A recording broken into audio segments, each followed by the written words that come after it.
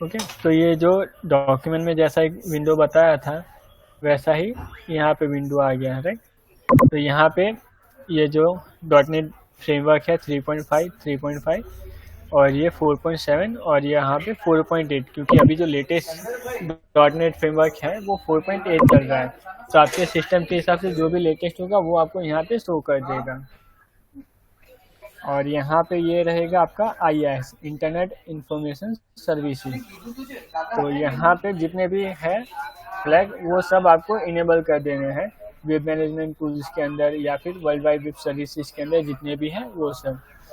और आप ओके कर देंगे तो अपने आप जितनी भी चीज़ें हैं वो डाउनलोड हो जाएगी और इंस्टॉल हो जाएगी। IIS सिस्टम रिस्टार्ट मांगेगा ये इंस्टॉल करने के बाद। तो ये था हमारा IIS का इंस्टॉलेशन। हाँ, और फिर अगर आपको चेक करना हो कि आपका IIS वर्क कर रहा है कि नहीं, इंस्टॉल हो रहा है कि नहीं, तो आपको सिंपली ब्राउज़र में लिखना है लोकल होस्ट।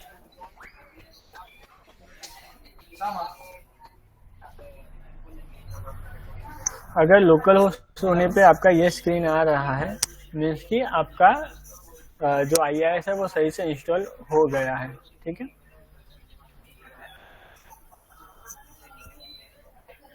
ओके, फिर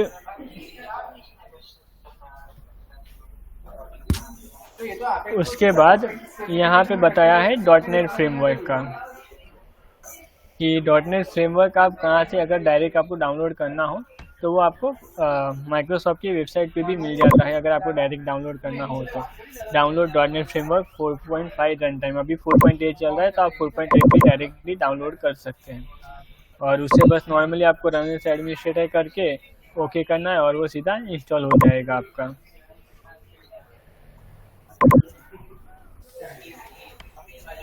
फिर उसके बाद आता है SQL सर्वर 2008 R2 और अबाउ। तो मान लीजिए कि आप डायरेक्ट ही ब्राउज़र पे सर्च कर रहे हैं SQL सर्वर, मुझे 2019 चाहिए, ठीक है। तो मैं यहाँ पे सीधा 2019 लिख दूंगा। तो ये माइक्रोसॉफ्ट की वेबसाइट पे डायरेक्ट ही मुझे ये मिल जाएगा 2019 का यहाँ से डाउनलोड करने का ऑप्शन। हेलो,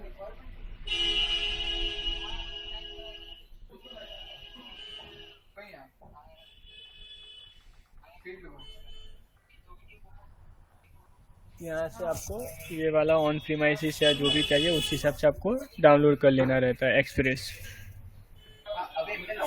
ये मेरे यहाँ पे मीन्स कि अभी तो ब्लॉक है वेबसाइट, इसके लिए ओपन नहीं होगा, बट आप जैसे यहाँ से करेंगे तो वो हो जाएगा।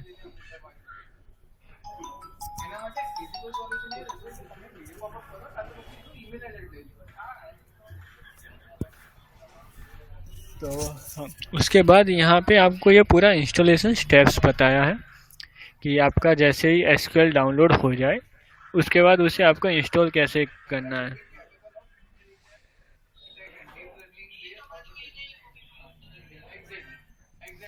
ओके, तो मेरे पास यहाँ पे काफ़ी सारे वर्जन्स पड़े हैं तो मैं आपको थोड़ा सा गाइड कर देता हूँ सभी वर्जन्स का। यहाँ पे ये आपको दिख रहा होगा फाइल डिस्क्रिप्शन में SQL सर्वर 2008 R2 है, ठीक है। ये वाला मैनेजमेंट स्टूडियो का है और ये मेरा एक्सप्रेस है जो सर्वर बोलते हैं वो SQL सर्वर 2008 R2 एक्सप्रेस और SP2 जो कि हमने यहाँ पे डॉक्यूमेंट में देखा था कि आपका जो SQL है वो R2 और SP2 होना चाहिए। ये R2 और SP2। तो आप नॉर्मली ये प्रॉपर्टीज़ में जाके भी फिर चेक कर सकते हैं कि आपका जो SQL सर्वर है वो कौन से वर्जन का है, मीन्स कि उसका R2 है, SP2 है या कौन सा है वो। ये तो सिर्फ 2008 का था मेरे पास। हाँ, 2012 भी है, ये 14 का है, 14 एक्सप्रेस है। फिर यहाँ पे SQL का 12 भी रहता है सेम और SP3, और उस हिसाब से फिर आपको मैनेजमेंट स्टूडियो डाउनलोड करना रहता है। और फिर 2019 भी होता है।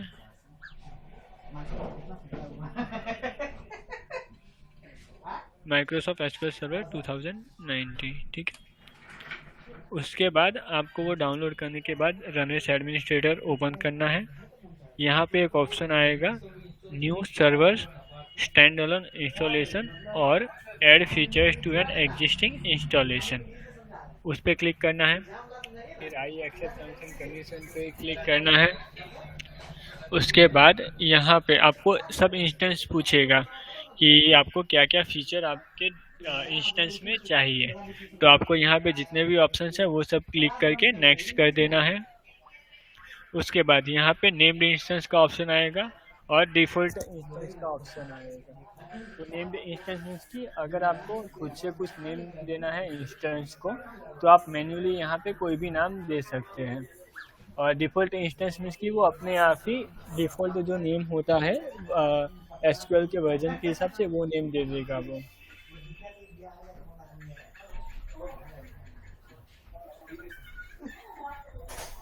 फिर उसके बाद नेक्स्ट करना है। जो मेन ध्यान रखने की बात है वो ये है, यहाँ पे ये एक आपको ऑप्शन आएगा। हाँ बोलिए सर, ये सब चीज़ तो बहुत पहले ही बहुत बार समझा दिया हमें, ये सब चीज़ हमको समझना नहीं है अब, ठीक है सर। हाँ तो सर आप मेल डालिए कि आपको कौन सा चीज़ सीखना है। आपको फॉर्म तो आया ही होगा, एक मेल भी आया था बीच में, सबको भेजा था कि आपको कौन सा टॉपिक सीखना है, आप वो टॉपिक बताइए। हमें ट्रेनिंग दीजिए, तो कैसे सर्टिफाइड हो वो हमें ट्रेनिंग दीजिए, हमें ये नहीं सीखना है। ट्रेनिंग के बारे में समझाइए कि कौन सा हमें क्या करना है, वो सारा चीज़ ट्रेनिंग के, जो ट्रेनिंग में जो क्वेश्चन रहता है उसके बारे में हमें समझाइए इस पर। सर वो तो आपको खुद ही देखना पड़ेगा ना कि आप जब इंस्टॉलेशन करेंगे या फिर जो कॉन्फ़िगरेशन करेंगे या फिर जो लाइसेंस स्ट्रक्चर होता है वो सब समझेंगे, उसके बाद वो ट्रेनिंग में सब आता है। अभी ये जो बता रहे हैं ये सब चीज़ ट्रेनिंग में रहता है थोड़ी। क्योंकि सर ये नॉर्मल जो ट्रेनिंग है कि वो पूरा जो रहता है वो सर्टिफिकेशन का डिफरेंट रहता है, वो सर आपको वहाँ पे देखना होता है, जो मॉड्यूल्स दिए होते हैं उसके अंदर स्टेप बाय स्टेप आपको। हम इसीलिए तो बोल रहे डायरेक्ट वो हमें समझाइए, नहीं हमको समझना है, ये तो हम समझ के थक चुके हैं, ये तो हम जानते भी हैं। आप जानते हैं सर, लेकिन बाकी जो नए होंगे वो थोड़ी ना जानते होंगे। अभी कितना आदमी ज्वाइन किए हैं इस मीटिंग को? 5 लोग किए हैं ज्वाइन। एक ही आदमी ज्वाइन नहीं किया, एगो हम है, एगो साहा जी है, आपके इधर से 2 है, एक चंदन है, 3 या 4 आदमी है। ये कुछ ऐसा सिखाइए जो अभी अच्छा हो और लेटेस्ट में आया हो, नया हो। चंदन से पूछ लीजिए, अगर इंस्टॉलेशन पता है तो इंस्टॉलेशन छोड़ चंदन जी से पूछ के लीजिए कि इंस्टॉलेशन पता है तो छोड़ दीजिए, और नहीं तो फिर समझाइए। Hello hello. हाँ बोलिए सर। नहीं आपको नहीं, जो दूसरे जो 2 पर्सन हैं चंदन, उनसे पूछिए ना। जो चीज सीखे हो इसी को बार बार बहुत बार हम रिपीट हो गया, इसलिए दिक्कत। हम नहीं वो सर बराबर है आपकी बात, लेकिन इसलिए हमने पहले बीच में मेल भी किए थे सबको कि अगर आपको कोई अलग से टॉपिक पे ट्रेनिंग चाहिए तो आप वो बताइए हमें, तो उस टॉपिक पे हम ट्रेनिंग देंगे। लेकिन उस टाइम पे किसी ने रिस्पॉन्स नहीं दिया। आलम जी, हम कितना बार बोले कि हमको जो सर्टिफाइड करना है, जो क्वेश्चन जो आप बोलते हैं सर्टिफिकेशन है, वो हमें समझाइए, वो हमारे लिए इम्पोर्टेंट है। ये हमारे लिए इम्पोर्टेंट नहीं है तो हम तो काम करते हैं रात दिन, तो इसी लिए काम करते हैं। सब चीज़ जो जरूरत है हमारे, जो हम नहीं समझ पाते उस पर हमें समझाइए तो बेहतर रहेगा हमारे लिए। हाँ तो वही तो सर मैं बता रहे हैं कि आप हमें वो टॉपिक बताइए कि आपको जिस चीज़ में आइडिया नहीं आ रहा है। A11 A2 का सर्टिफिकेशन कैसे होगा वो हमें समझाएं, कैसे हम वो तो आपको पढ़ना पड़ेगा ना। वो तो अगर मैं आपको, आप मुझे टॉपिक बताइए कि आप कौन से टॉपिक पे, मीन्स कि आपको आइडिया नहीं आ रहा है, मैं वो टॉपिक के बारे में आपको L1 के बारे में पूरा हमें समझाएं। L1 से प्रोडक्ट ट्रेनिंग होता है, वो आपका जो लाइसेंस स्ट्रक्चर होता है, फिर व्योम जो रहता है उसके डिपेंड होता है। फिर दूसरा थोड़ा जनरल नॉलेज का होता है कि पर्टिकुलर जो कोई एक प्रोटोकॉल है वो किस पे चल रहा है, पीओई का जो कोई प्रोटोकॉल रहता है वो कौन से पे चलता है, वो सब चीज़ें उसमें रहती है। फिर नॉर्मल कोई फीचर्स के बारे में होता है कि मान लीजिए कि एक्सेस कंट्रोल फीचर है, उसमें जो एक्सेस कंट्रोल के अंदर मैन ट्रैप रहता है या एंटी पास बैक रहता है, तो उसके बारे में होता है वो सब चीज़ें। हाँ तो उसके बारे में हमें समझाइए सर, वो हमारे लिए ठीक है। ये इंस्टॉल करना है, ये करना है, ये सब बेसिक चीज़ तो अपने आदमी खुद सीख जाएगा यूट्यूब पर देख के। जो हम नहीं जानते वो समझाइएगा तो कस्टमर को भी समझाने में इजी होगा और हमको भी बेहतर लगेगा कि हम कुछ नया सीख रहे हैं। हाँ तो सर मैंने कहाँ मना किया है आपको कि आप बोलिए कि आपको क्या सीखना है, बस आप उस हम हिसाब से मेल हमको डाल हमको दीजिए कि आपको कौन से टॉपिक पे सीखना है, तो वो बस टॉपिक हम कवर करेंगे, ताकि क्या है कि आपका भी टाइम वेस्ट ना हो। क्योंकि हाँ हमें भी पता है कि आप भी साइट विजिट करते हैं, तो आपका भी मीन्स की टाइम बहुत वो रहता है, टाइम ही रहता है आपके पास। तो आप बस हमें टॉपिक बताइए, तो उस टॉपिक का मीन्स कि हम प्रिपेयर करके पूरा एक ट्रेनिंग सेशन रेडी करेंगे। साथ साथ इधर आइए। हाँ हम बताएं, आप थोड़ा आप इनको भी गाइड कीजिए। हाँ, अरे बोलिए ना, सही बात है, मेरा यहाँ जो ये सब कर लेता है सर्टिफिकेशन वाला काम करो, जो फोन नहीं लगता हम लोग इमरजेंसी वो वाला बताइए। कि फोन लगभग नहीं करता, 6 घंटा 5 घंटे लगातार लगन रहता है। इमरजेंसी क्विक सर्विस चाहिए तो मिलता नहीं हम लोग को, इसके बारे में बात कंफर्म कीजिए। तो बताइए ना, बोलिए ना, पूरा आदमी है, ये सब बारे में बताइए। जो बोल रहे हैं बोलिए। सर्विस नहीं मिल पाता है।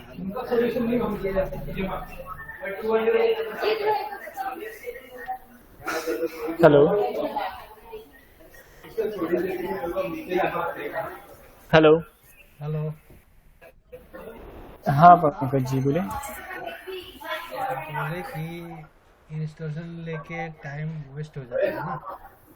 नहीं वो सर मैं समझ गया, वो आपकी बात मैं समझ गया, बाकी बट आप मॉड्यूल लेके थोड़ा उसमें टाइम देने से क्या होगा, उसमें जितना लॉजिक है वो समझ सके आदमी, ऐसा करने से अच्छा है ना। इंस्टॉलेशन बड़ा बात नहीं है, तो सब कोई आज के दिन में कर लेता है। सर वो बात मैं समझ गया कि इंस्टॉलेशन सब कर देते हैं, उसमें मैं मना नहीं कर रहा हूँ, बट आप हमें टॉपिक दीजिए कि आपको पर्टिकुलर इसी टॉपिक पे ट्रेनिंग चाहिए। और इसलिए जब हम मेल करते हैं उसमें वहाँ पे लिखा होता है कि पहला जो सेशन होगा वो प्रोडक्ट के बारे में होगा, जो दूसरा सेशन है वो आपका बेसिक इंस्टॉलेशन या यूजर ऐड उसके लिए रिगार्डिंग होगा, और जो थर्ड आपका सेशन रहता है उसमें जो शिफ्ट कॉन्फ़िगरेशन हो गया, अटेंडेंस पॉलिसीज हो गया, या जितनी भी पॉलिसीज हो गया उसके रिलेटेड होता है। क्योंकि अगर ये इंस्टॉलेशन ले कितना टाइम वेस्ट हो जाता है कि बाकी जो टाइम रहता है उसमें सारा मॉड्यूल तुम लोग कवर कर ही नहीं पाते हो, ऊपर ऊपर से बोल के चल जाते हो, है ना। तो उतना में समझ नहीं आता है ना। तो पॉलिसी वगैरह अगर ज़्यादा समझा देता वो उसमें टाइम देता तब जाके आदमी कुछ करता, है ना। हाँ तो आप सर उस हिसाब से बस एक मेल कर दीजिए, हमने एक फॉर्म भी शायद आपको भेजा होगा सबसे पहले, कि वो फॉर्म में हमें आपको बस डालना है कि आपको कौन से टॉपिक पे ट्रेनिंग चाहिए, तो उस हिसाब से हम पूरा ट्रेनिंग अरेंज करेंगे, सेशन अरेंज करेंगे। क्योंकि अभी तो क्या कर रहे हैं कि उस टाइम पे किसी ने रिस्पांस नहीं दिया था, तो हम एक जनरल ट्रेनिंग ही अरेंज करते हैं कि पहला जो रहेगा वो प्रोडक्ट ट्रेनिंग, दूसरा सेशन रहेगा उसमें ये इंस्टॉलेशन का, और थर्ड में जो बाकी का कॉन्फ़िगरेशन रहता है, पॉलिसीज हो गया या शिफ्ट कॉन्फ़िगरेशन हो गया, उसके बारे में रहता है। तो अभी जो ज्वाइन किया एक बार पता कर लो, वो लोग को इंस्टॉलेशन लेके इंटरेस्टेड है तो उसमें टाइम दो, नहीं तो आगे बढ़ो, है ना। लॉजिक समझ लेते हैं हम लोग, है ना, एक बार। ठीक है, ठीक, कैरी ऑन। हेलो चंदन जी, और जो सपोर्ट आईटी से ज्वाइन है। हाँ जी सर।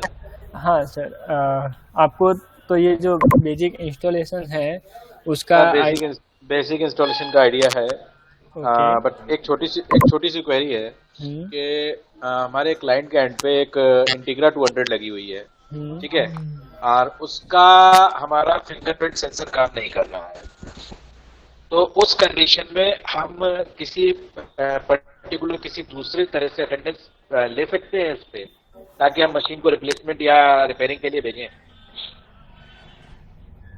हाँ, मीन्स की डिवाइस आप रिपेयरिंग के लिए भेजना चाहते हो, राइट? जी जी जी सर, भेजनी तो पड़ेगी क्योंकि फिंगरप्रिंट सेंसर काम नहीं कर रहा है और मुझे वहाँ पे डबल क्रेडेंशियल चाहिए।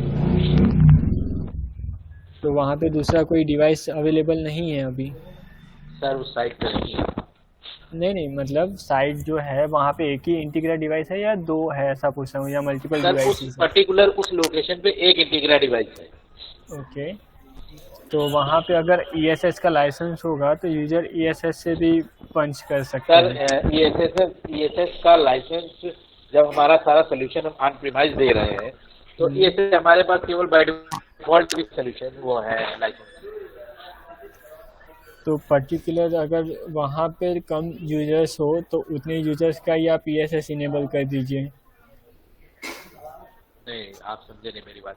मान लीजिए सपोज एक हमारी डीलरशिप है कमर्शियल व्हीकल की, ठीक है, हाँ। वहाँ पे हमारी इंटीग्रा डिवाइस नहीं। अब वहाँ करीब करीब यूजर है मेरे 50 अराउंड। ओके। तो अब 50 अराउंड का तो लाइसेंस उनके पास नहीं है ESS का, क्योंकि जरूरत ही नहीं है उनको। उस कंडीशन में क्या पॉसिबिलिटी है?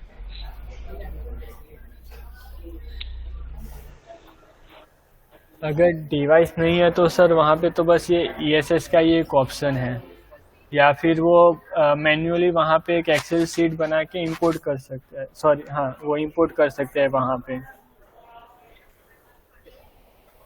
अगर मैन्युअली 1 बाय 1 उनको पर्टिकुलर यूजर का डेटा एंटर नहीं करना है। आप समझे नहीं। एक्सेल मेरी बात समझिए। एक्सेल शीट बनाने के लिए हम किसी पर्टिकुलर बंदे को बोल देंगे तो इसकी क्या श्योरिटी है कि वो प्रॉपर शीट बनाएगा? तो वहाँ पे मान लीजिए अभी मेरी लखनऊ में आलोक जी से बात हुई थी रिगार्डिंग, तो हाँ बोलिए। अभी आलोक जी से जो मेरी बात हुई थी वो कह रहे थे कि टैब से आप टैब से काम कर सकते हो। तो वही मुझे समझ में नहीं आ रहा था, टैब तो वही ESS से ही काम करेगा। उसके लिए फिर आपको FR के लाइसेंस तो होंगे ही ना आपके पास, वहाँ पे इंटीग्रा है तो। हाँ इंटीग्रा है, FR का लाइसेंस। हाँ ठीक है। तो वहाँ पे जो मोड है, एक कोसेक मोड करके आता है एप्लीकेशन, वो उसमें टैब में इंस्टॉल कर दीजिएगा। उसके बाद वो इंस्टॉल करने के बाद आपको वो जो मोड रहता है, कोसेक मोड एप्लीकेशन, हाँ कोसेक मोड एप्लीकेशन, वो फिर टैबलेट आपको वहाँ पे रखना होगा कोई एक जगह पे, और वो कोसेक मोड को आपको सेंट्रा में ऐड करना रहेगा। सर वो कैसे होगा ये चीज मुझे बता दीजिएगा जरा। ओके।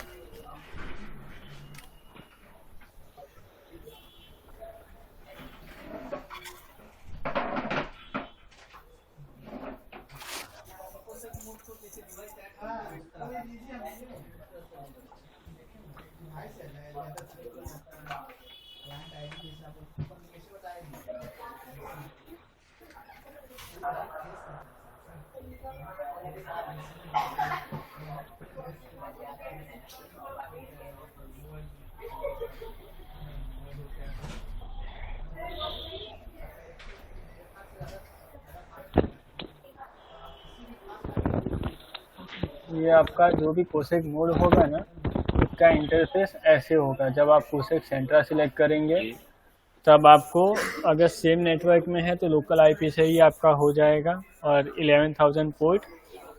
सर एक्सेसिबल आपका प्रेजेंटेशन क्लियर,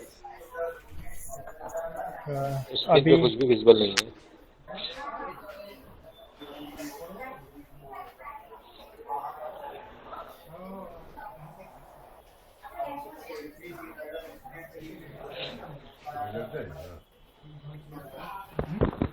अभी आ रहे हैं? हाँ जी। तो ये कोसेक मोड जो एप्लीकेशन है उसका इंटरफेस है। यहाँ पे जब आप सेंट्रा सिलेक्ट करेंगे तो URL में आपको उसका लोकल आईपी डालना है। अगर पब्लिक आईपी है, दूसरे लोकेशन पे है, तो आपको वो पब्लिक आईपी डालना है जो आप डिवाइस ऑनलाइन लाने के टाइम करते हो। सेम अगर व्यूम सिलेक्ट करते हो तो यहाँ पे जैसे हम एप्टा में डालते हैं। हाँ सेम। फिर उसके बाद वो सबसे पहले जैसे आप यहाँ पे डालोगे ना आईपी, तो यहाँ पे वो इनएक्टिव में आएगा आपका डिवाइस, कोसेक मोड इनएक्टिव होगा। तो वो आपको एक्टिव करना है, और उसके बाद आइडेंटिफिकेशन सर्वर में आपको जो फेस रिकॉग्निशन है वो इनेबल कर देना है। बस इतना ही करना है। और यहाँ पे मैं आपको एक था थोड़ा सा, यहाँ पे कोई मोड होता है तो बस उसका मैं आपको यहाँ पे भी दिखा देता हूँ, लाइव सिस्टम पे भी।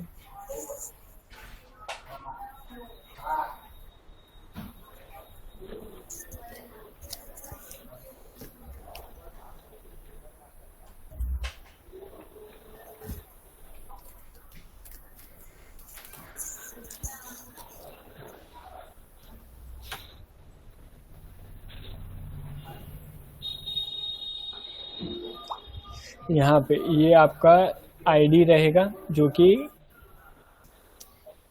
यहाँ पे आपका लिखा होगा, ये पूरा डिवाइस आईडी। ओके। यहाँ से आपको वो एक्टिव करना रहेगा, क्योंकि सबसे पहले वो इनएक्टिव ही रहेगा। उसके बाद यहाँ आइडेंटिफिकेशन सर्वर अच्छा, यहाँ पे पोर्ट क्या रहेगा वहाँ पे? कहाँ पे? कोसेक मोड में पोर्ट क्या रहेगा? डिपेंड करेगा कि आप सेंट्रा पे ऐड कर रहे हो या फिर व्योम पे। अगर सेंट्रा है तो 11,000 पोर्ट रहता है। सेंट्रा। हाँ। और व्योम रहेगा तो वो 15,025 15025। और जैसे डिवाइस असाइन करते हैं वैसे बाद में ये भी असाइन करना रहेगा आपको, मोड भी यूजर्स को। जी जी जी, वो तो कर लूंगा, कोई इशू।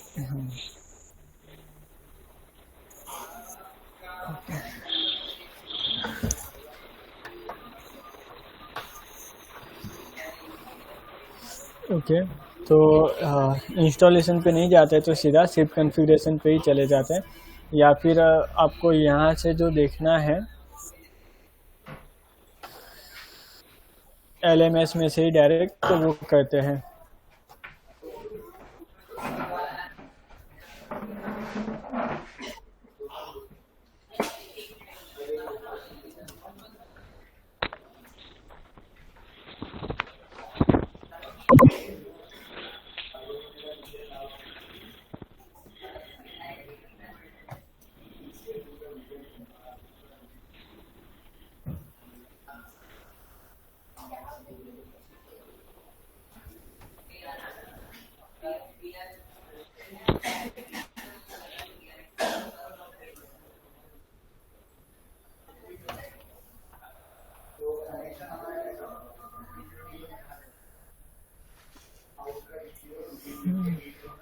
यहाँ पे ये सब मॉड्यूल्स का ओवरव्यू है। L1 से ही हम स्टार्ट कर देते हैं, ठीक है। जितना टॉपिक आता है आप मुझे बताते जाइएगा, तो वो हम कवर करते जाएंगे, वरना स्किप कर देंगे, ठीक है।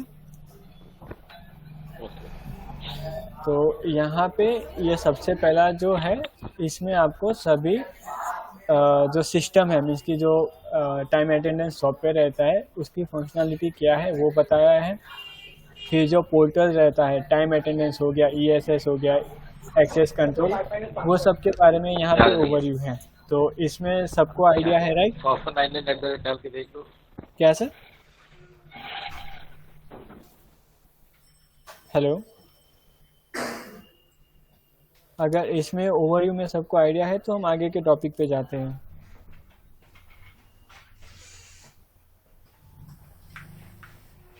हेलो, आगे बताइए सर, आगे बताइए, आगे।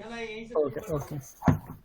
फिर यहाँ पे ये जो डिफरेंट टाइप्स ऑफ क्रेडेंशियल है और उसका यूज़ क्या होता है, वो कि वो पर्टिकुलर एक RFID कार्ड है तो उसमें कितनी फ्रीक्वेंसी होती है। फिर वो जो RFID कार्ड में भी EMPROX, MIFARE, HID रहते हैं, वो सब के बारे में बेसिक डिटेल्स दी गई है।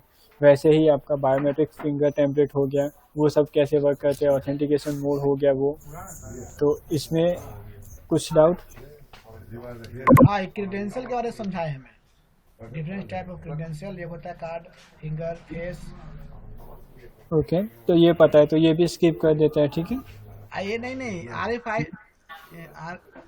टेक्नोलॉजी, इसमें कुछ कार्ड का कुछ हम जानते नहीं, इसमें थोड़ा समझाइए हमें।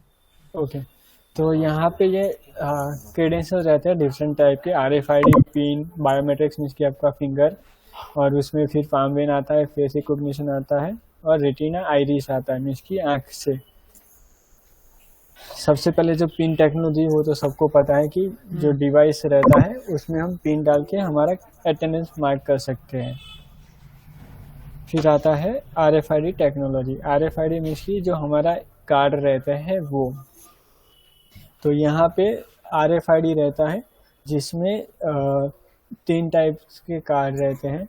एक तो EMPROX, फिर MIFARE और स्मार्ट कार्ड जो कि रहते हैं HIDs। तो जो RFID कार्ड होता है, जो EMPROX, रीड ओनली कार्ड जिसे बोलते हैं EMPROX को, उसमें क्या होता है रीड ओनली में, कि रीड ओनली में पर्टिकुलर एक नंबर कार्ड के अंदर एक चिप रहता है, उसके अंदर वो स्टोर होता है, और जैसे ही वो हमारे डिवाइस के सामने शो करते हैं तो हमारा जो डिवाइस के अंदर जो मॉड्यूल रहता है वो कार के अंदर का नंबर स्कैन कर लेता है और फिर उसको अगर सिस्टम में वो नंबर होगा तो अलाउड और डिनाइड करेगा वो नंबर के हिसाब से, जो कि रहता है EM प्रॉक्स। और फिर यहाँ पे वो सब कार का रेंज लिखा है कि अगर आपका प्रॉक्सिमिटी कार है तो उसका कितना रेंज है 5 to 12 सेंटीमीटर, और जो स्मार्ट कार रहता है तो उसका कितना रेंज है 9.5 सेंटीमीटर। ओके, और यहाँ पे ये डिफरेंट टाइप्स ऑफ टैग लिखे रहते हैं कि जो आपके कार में यूज होते हैं, जो कार के इंटरनल साइड रहते हैं, जो कि यहाँ पे आपको एक थोड़ा सा आइडिया बताया कि RFID टैग अंदर कार के अंदर ऐसे रहता है और पूरा कार आपका क्लोज रहता है। ये RFID कार्ड है जिसमें इसकी प्रॉक्सिमिटी EM प्रॉक्स रहता है, उसमें इस हिसाब से 125 किलोहर्ट्ज़ प्रॉक्सिमिटी चिप का वो रहता है एंटीना। और मेन डिफरेंस क्या होता है, जो प्रॉक्सिमिटी हो गया और स्मार्ट कार्ड में, प्रॉक्सिमिटी कार्ड में हम कोई भी डेटा राइट नहीं करवा सकते हैं। मान लीजिए कि अगर मुझे वो कार के अंदर हमारे सॉफ्टवेयर से यूज़र ID या फिर डिपार्टमेंट सेक्शन नेम या फिर ऐसा कुछ भी चीज़ वो कार्ड में राइट करवाना है तो वो मैं नहीं करवा सकता रीड ओनली में या EM प्रॉक्स में।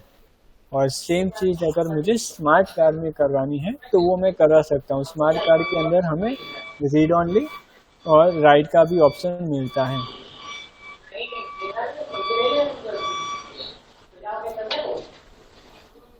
और फिर जो दूसरे लॉन्ग रेंज रीडर आते हैं कि जो मोस्टली अभी यूज़ होते हैं, जो अपने टोल पे जो टोल रहता है वहाँ पे पता है हमारे कार के ऊपर एक स्टिकर रखा होता है, तो वो जैसे ही हमारे कार वहाँ पे जाता है तो उनका रीडर वो स्कैन कर देता है। तो उस हिसाब से लॉन्ग रेंज रीडर भी अलग से आता है जिसकी रेंज ज़्यादा होती है स्कैन करने की।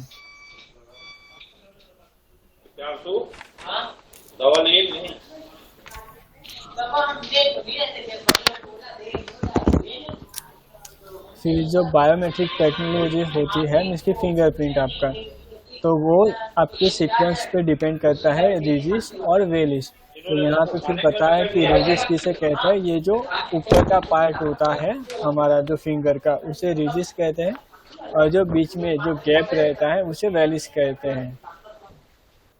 और ये नॉर्मल फिंगर का डायग्राम है कि वो फिंगर कैसे काम करता है आपका।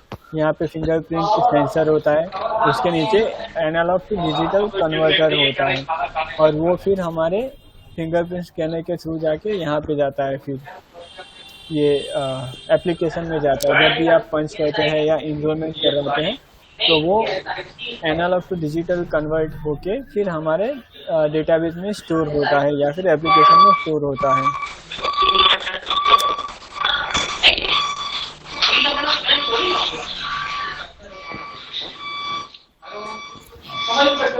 फिर उसके बाद ये पाम वेन है कि अगर पाम वेन अगर आप यूज़ करते हैं, पाम वेन टेक्नोलॉजी में पाम वेन रीडर होता है PVR डिवाइस, तो उसमें वो कैसे वर्क करता है उसके बारे में वो यहाँ पे दिखा है।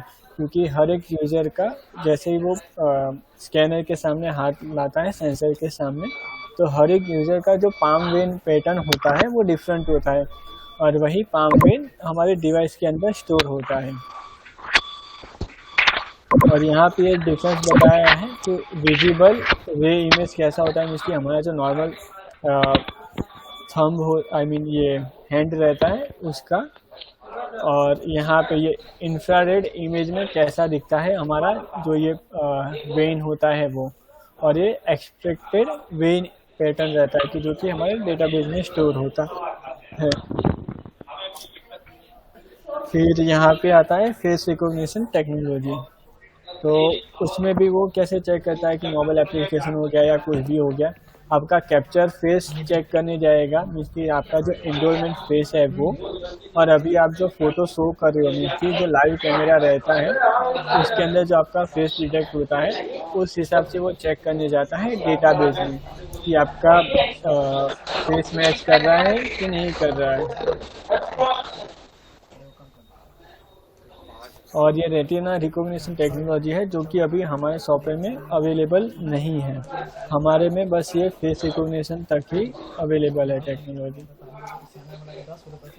इसमें भी सेम होता है कि जो रेटिना रिकॉग्निशन टेक्नोलॉजी, उसमें जो आई का एक पुपिल रहता है, ये जो बीच वाला जो पार्ट रहता है ना सेंटर, और ये आइरिस, ये स्कैन करता है और वो चेक करने जाता है कि आपका ये सेम ये कैप्चर हो गया और उसमें से ये पूरा एक्सट्रैक्ट करेगा और वो सेम चीज़ आपका डेटाबेस में अवेलेबल है कि नहीं वो चेक करने जाएगा।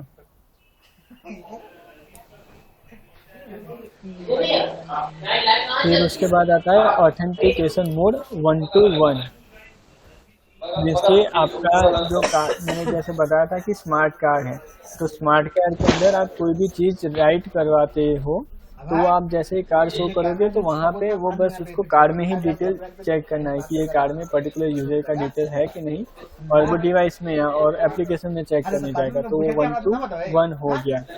और फिर दूसरा रहता है 1 to n, जो कि आपका नॉर्मल एक यूजर का फिंगरप्रिंट टेम्पलेट हो गया कि आप पंच करेंगे तो वो पूरे जितने भी यूजर्स का फिंगर टेम्पलेट होगा उसमें से चेक करने जाएगा कि आपका कौन सा है। तो दो टाइप के ऑथेंटिकेशन मोड होते हैं, 1 to 1 और 1 to n।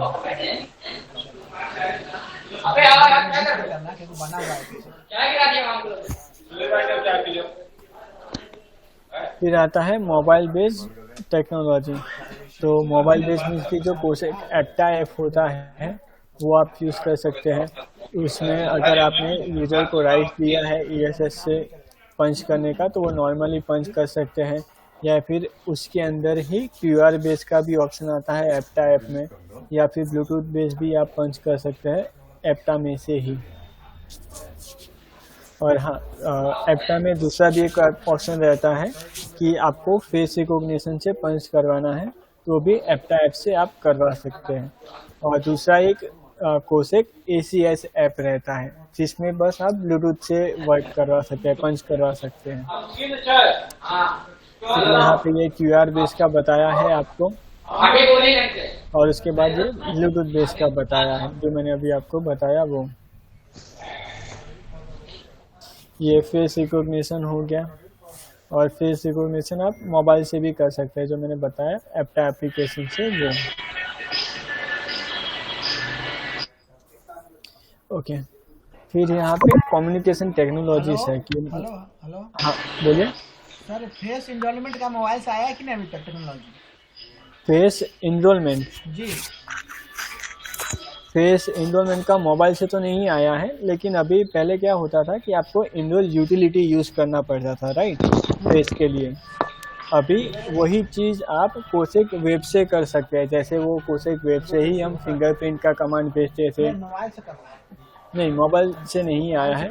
मोबाइल के लिए आपको एक एप्लीकेशन डाउनलोड करना रहता है, वो मैं यहाँ पे आपको बता देता हूँ। मोबाइल से होता है कि नहीं ये इनरोलमेंट? खाली होता है इनरोलमेंट, तो एप्लीकेशन बताइए वो देखने में।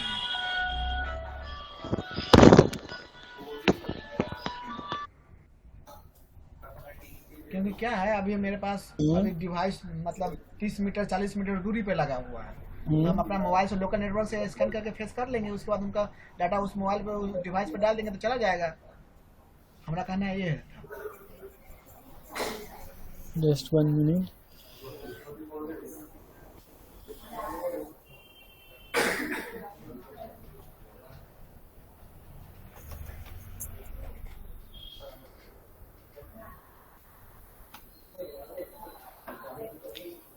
ओके, यहाँ पे ये एक डॉक्यूमेंट भी अवेलेबल है और उसमें आपको ये एक एप्लीकेशन बताया है। Cam on live streaming issue होता है क्या? हाँ, कैम ऑन लाइव स्ट्रीमिंग करके एप्लीकेशन है, वो डाउनलोड करना है। और आपको खास ध्यान रखना है कि आपका जो सॉफ्टवेयर है सेंट्रा जहाँ पे इंस्टॉल है उसी नेटवर्क में ये डिवाइस भी मीन्स कि ये मोबाइल भी कनेक्टेड होना चाहिए वाईफाई के थ्रू जी। हाँ, और उसके बाद यहाँ पे एक सेकंड URL आता है, ये 8080 वीडियो MJ पैक करके, ठीक है। वो URL आपको यहाँ पे डालना रहेगा इनरोल यूटिलिटी के अंदर, और यहाँ पे नॉर्मल जो पासवर्ड आपका रहेगा वो डालना है। और उसके बाद जैसे आप यहाँ पे ऑटो पे क्लिक करेंगे तो आप यहाँ पे जो मोबाइल रखा होगा वहाँ से आपका इनरोलमेंट होना स्टार्ट हो जाएगा।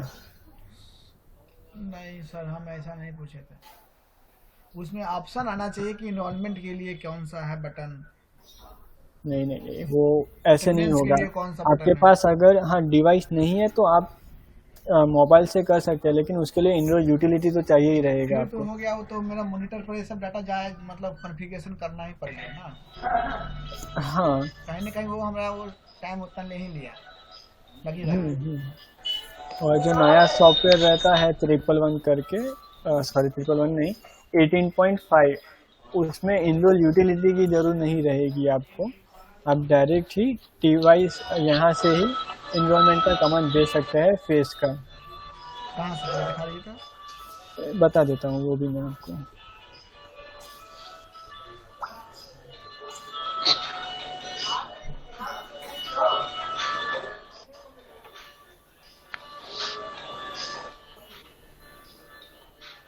यहाँ से भी ये आपका फेस इनेबल रहता है, तो यहाँ से भी अगर आपको अपलोड करना है आप फेस से अपलोड कर सकते हैं।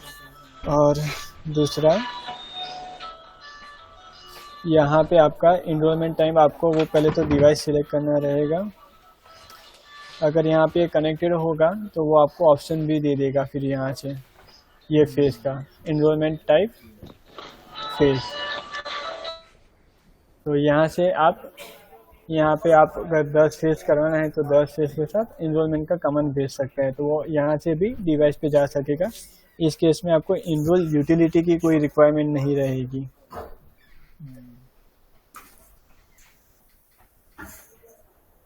और ये फीचर अभी मीन्स की इम्प्लीमेंटेशन में है, सिर्फ हमारे पास जो डेमो सर्वर है उसी पे ही ये आया है 18.5.1 में। और जो अभी नॉर्मल सॉफ्टवेयर अवेलेबल है वो 18.4 है। मतलब उसमें नहीं है, इसमें टेस्टिंग चल रहा है। हाँ, मीन्स कि ये अभी इंटरनल यूज़ के लिए दिया है, और जैसे ही वो प्रोडक्शन में आएगा तो वो फिर बाद में यूज़ कर सकते हैं ये फीचर। और जो दूसरा फीचर मैंने बताया था कि यहाँ से फ़ोन से करने के लिए, तो वो आप नॉर्मल भी 18.4 या कोई भी पुराने वर्जन में कर सकते हैं। सर हम ऐसे जैसे मान लीजिए कि हम इनरोलमेंट करना चाहिए, जैसे कि फेस दिखाते तो एक्सेस हो रहा है, उसी तरह इनरोलमेंट का भी होना चाहिए ऑप्शन। क्या? अब तो इतना हम जब हम इनरोलमेंट में आईपी डालेंगे, सारा एक्सेस होगा, तो एक तरह से ये भी एक तरह से डिवाइस के काम कर रहा है, बट ये इजी नहीं ना हुआ। मतलब कौन से चीज़ के लिए सर, मुझे आइडिया नहीं है, आप फिर से बताएंगे? जैसे मान लीजिए हमने कोसेक एप्टा के ये इन और आउट करते हैं ना, हाँ, ऑप्शन देते हैं, इसी तरह इनरोलमेंट और हमारा इनरोल, जैसे अभी इनरोलमेंट नहीं किए हैं तो इनरोलमेंट करने के लिए, अगर हमको इन करना है तो इन के लिए, आउट करना है तो आउट के लिए, इस तरह से ऑप्शन आना चाहिए। अभी तो एक तरह से जो बता रहे हैं मोबाइल को, तो आप डिवाइस के तरह कॉन्फ़िगरेशन करवा रहे हैं उसका भी आईपी इसमें डालना होगा सारा डिटेल। हाँ, वो इस केस में आपको डालना रहेगा जब एंड्रॉयड एप्लीकेशन से कस्टमर करना का है। और कंफ्यूज हो जाएगा ना, उसको उतना आप समझ नहीं रहेगा जितना आप हमें ये तो समझा बस रहे हैं। एक ऑप्शन है कि अगर वहाँ पे नहीं है कोई डिवाइस अवेलेबल या कैमरा, तब आप यहाँ से इनरोल करवा सकते हैं। और जो ये सॉफ्टवेयर आ रहा है नया वाला 18.5.1, तो उसमें आप यहाँ से भी डायरेक्ट कमांड भेज सकते हैं इनरोलमेंट का। तो ये आई थिंक ज़्यादा इजी रह जाएगा, क्योंकि आप सर्वर रहेगा आपके पास और पब्लिक आईपी रहेगा दूसरे डिवाइस पे। और इन्वायरमेंट के लिए हम किसी फेस इन्वायरमेंट के लिए हमको कोसेक मॉनिटर ऑन रखना पड़ेगा क्या? और मान लीजिए वो बंद करके रखा हुआ है, मॉनिटर अगर आपका बंद होगा तो डिवाइस भी ऑफलाइन ही होगा ना। नहीं, सिस्टम से मतलब हम ओपन नहीं किए हैं, बट वेब में सारा दिखा रहा है सिस्टम एक्टिव ऑनलाइन। हाँ, तो हो जाएगा, तो कोई दिक्कत नहीं है। अगर आपका डिवाइस ऑनलाइन शो कर रहा है और मॉनिटर सर्विस सिर्फ रनिंग है तो हो जाएगा। मॉनिटर यूटिलिटी एप्लीकेशन क्लोज है, एप्लीकेशन हाँ चलेगा। हाँ, अगर मॉनिटर एप्लीकेशन क्लोज है तो कोई दिक्कत नहीं आएगा। आपका बस हाँ सर्विस चालू होना चाहिए तो हो जाएगा, तो कोई दिक्कत नहीं आएगा। और एक कहना है हमें,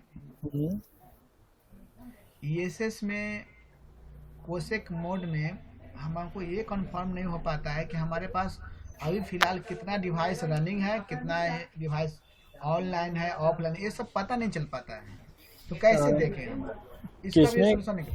कोसेक मोड में कोसेक ESS लाइसेंस लेते हैं ना, कोसेक एप्टा, उसके बारे में मान लीजिए मेरा आदमी है वो दिल्ली है, बॉम्बे है, पटना है, दूसरे दूसरे डिस्ट्रिक्ट अन्य डिस्ट्रिक्ट में जाता है, तो बोलता है सर हम तो अटेंडेंस दे रहे हैं बट आपके यहाँ नहीं पहुँच रहा, तो हम उस टाइम हमको कुछ पता नहीं चल पाता क्या बोले, अगला को नहीं बोले, वो बोलता हम तो दे दिए।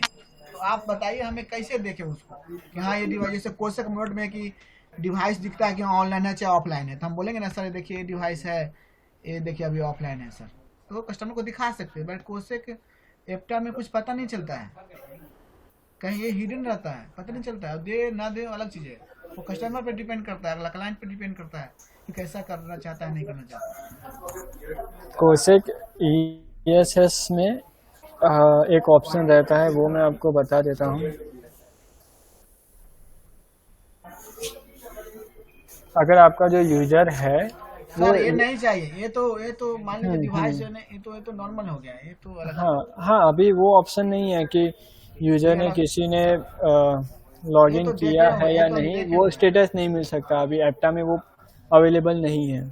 ये हमारे लिए इम्पोर्टेंट जो हम बात किए वो हमारे लिए बहुत इम्पोर्टेंट था और कस्टमर के लिए बहुत अच्छा था, उससे तुरंत पता चल जाता कि मेरे पास समझ गया कि अगर कोई है कि नहीं, वो गलत बोल रहा है सही बोल रहा है, वो वेरीफाई करने में बहुत ट्रबल शूट करने में वक्त लग जाता है, उससे तुरंत पता चल जाता है। नहीं वो मैं समझ गया आपकी बात कि अगर कोई यूजर वहाँ पे लॉगिन है तो वहाँ पे बस लॉगिन का एक पता चल जाना चाहिए और उसका डाटा दिख जाना चाहिए कि कितना से कितना तक डाटा आया है, अभी अभी पेंडिंग है इसका, 10 दिन का पेंडिंग हुआ, इस तरह से ऐसा बेहतर रहता हमारे लिए कस्टमर के लिए।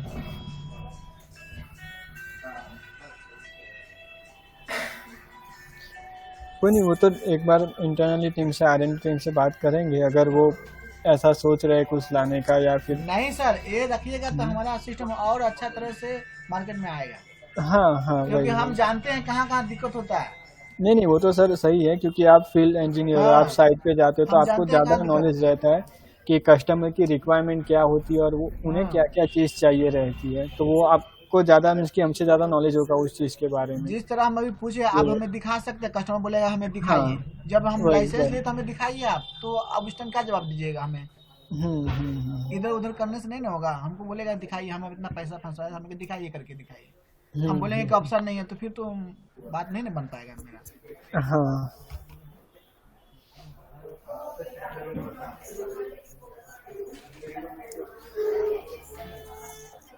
कोई नहीं, वो तो इंटरनली हम बात कर लेंगे टीम से, फिर फीचर आने वाला होगा तो वो तो फिर आपको पता चल ही जाएगा कि नए वर्जन में वो चीज़ आ रहा है कि नहीं आ रहा है। ठीक है, ओके। तो उसके बाद जो आगे के टॉपिक्स है वो है कम्युनिकेशन टेक्नोलॉजी, कि आप 3G 4G से भी कनेक्ट कर सकते हैं, फिर जो इथरनेट हो गया, वाईफाई हो गया, वो सब से आप कनेक्ट कर सकते हैं। और जो दूसरा एक ऑप्शन रहता है वो होता है आपका RS485 और RS232, जो आप रीडर को कनेक्ट करते हैं उसके लिए। और अगर आप पैनल लाइट यूज़ कर रहे हैं और उसमें पैनल डोर कनेक्ट करने हैं तो आप 32 पैनल डोर RS485 से कनेक्ट कर सकते हैं, एक ही पैनल के अंदर, विदाउट ईथरनेट और वाईफाई। सिर्फ RS485 की कनेक्टिविटी से आप 32 डिवाइस ऐड कर सकते हैं ऐसा पैनल डोर, एक पैनल लाइट में।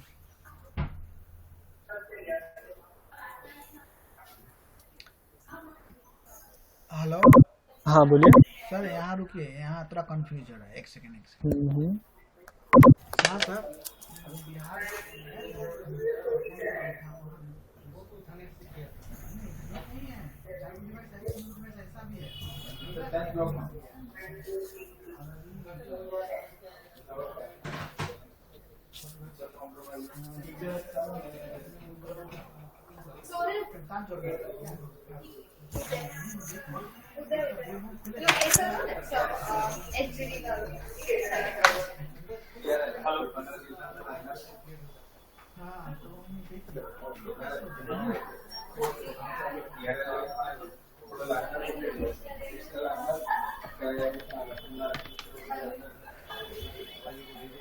Hello hello. हाँ बोलिए। हाँ सर, इसी वाला मत बताइए ना एक बार फिर से। ओके। पैनल लाइट वाला थोड़ा अच्छा से। हाँ ठीक है। जो पैनल लाइट रहता है पैनल लाइट उसमें का थोड़ा इमेज दिखाइए। क्या पैनल लाइट की डिवाइस है ना, डिवाइस वो दिखाइए।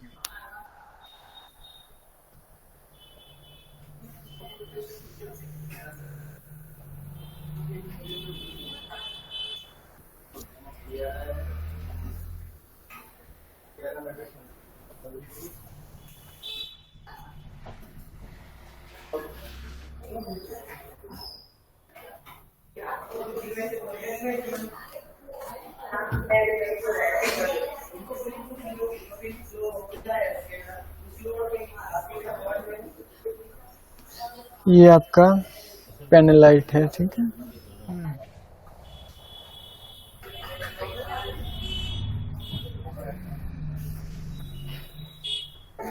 तो इसके अंदर आप जो डिवाइस ऑनलाइन ला सकते हैं ऐसा पैनल डोर, जो भी आपका पाथ होगा, वेगा होगा, डोर होगा, कोई भी डिवाइस ऐसे आपको पैनल डोर ऐड करना है।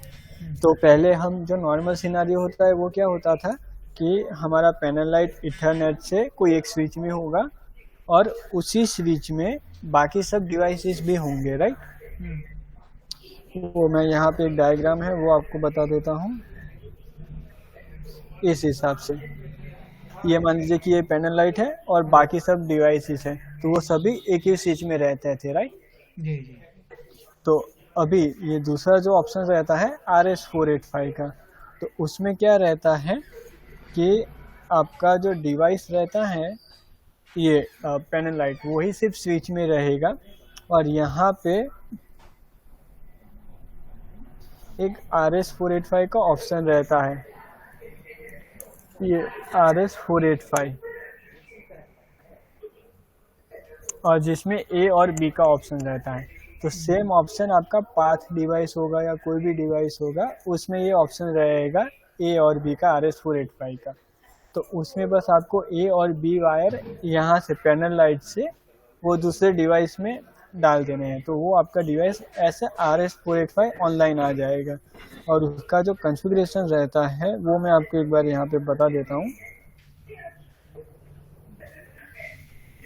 जो RS485 रहता है उसमें हमें IP या ऐसा कुछ नहीं देना रहता है, उसमें हमें 0 1 2 3 ऐसे नंबर देने रहते हैं 31 तक, ठीक है।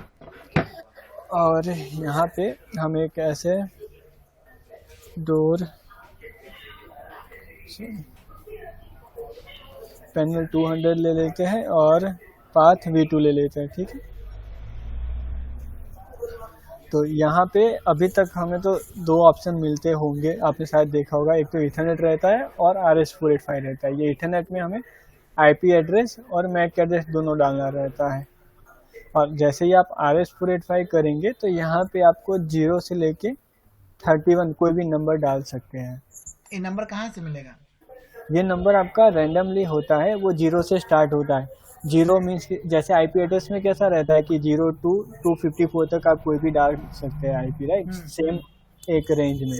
तो वैसे ही RS485 में एक पैनल लाइट के अंदर आप 0 से लेके 31 तक कोई भी नंबर डाल सकते हैं।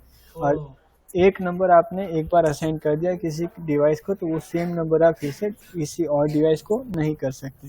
अगर यहाँ पे 0 डाल के और फिर यहाँ पे मैंने मैक एड्रेस डाल दिया, तो इसके बाद मेरा डिवाइस यहाँ पे वो हो जाएगा, हाँ, यहाँ पे ऐड हो जाएगा और डिवाइस स्टेटस या फिर मॉनिटर में जाके मैं देखूंगा तो वो मुझे ऑनलाइन शो कर देगा।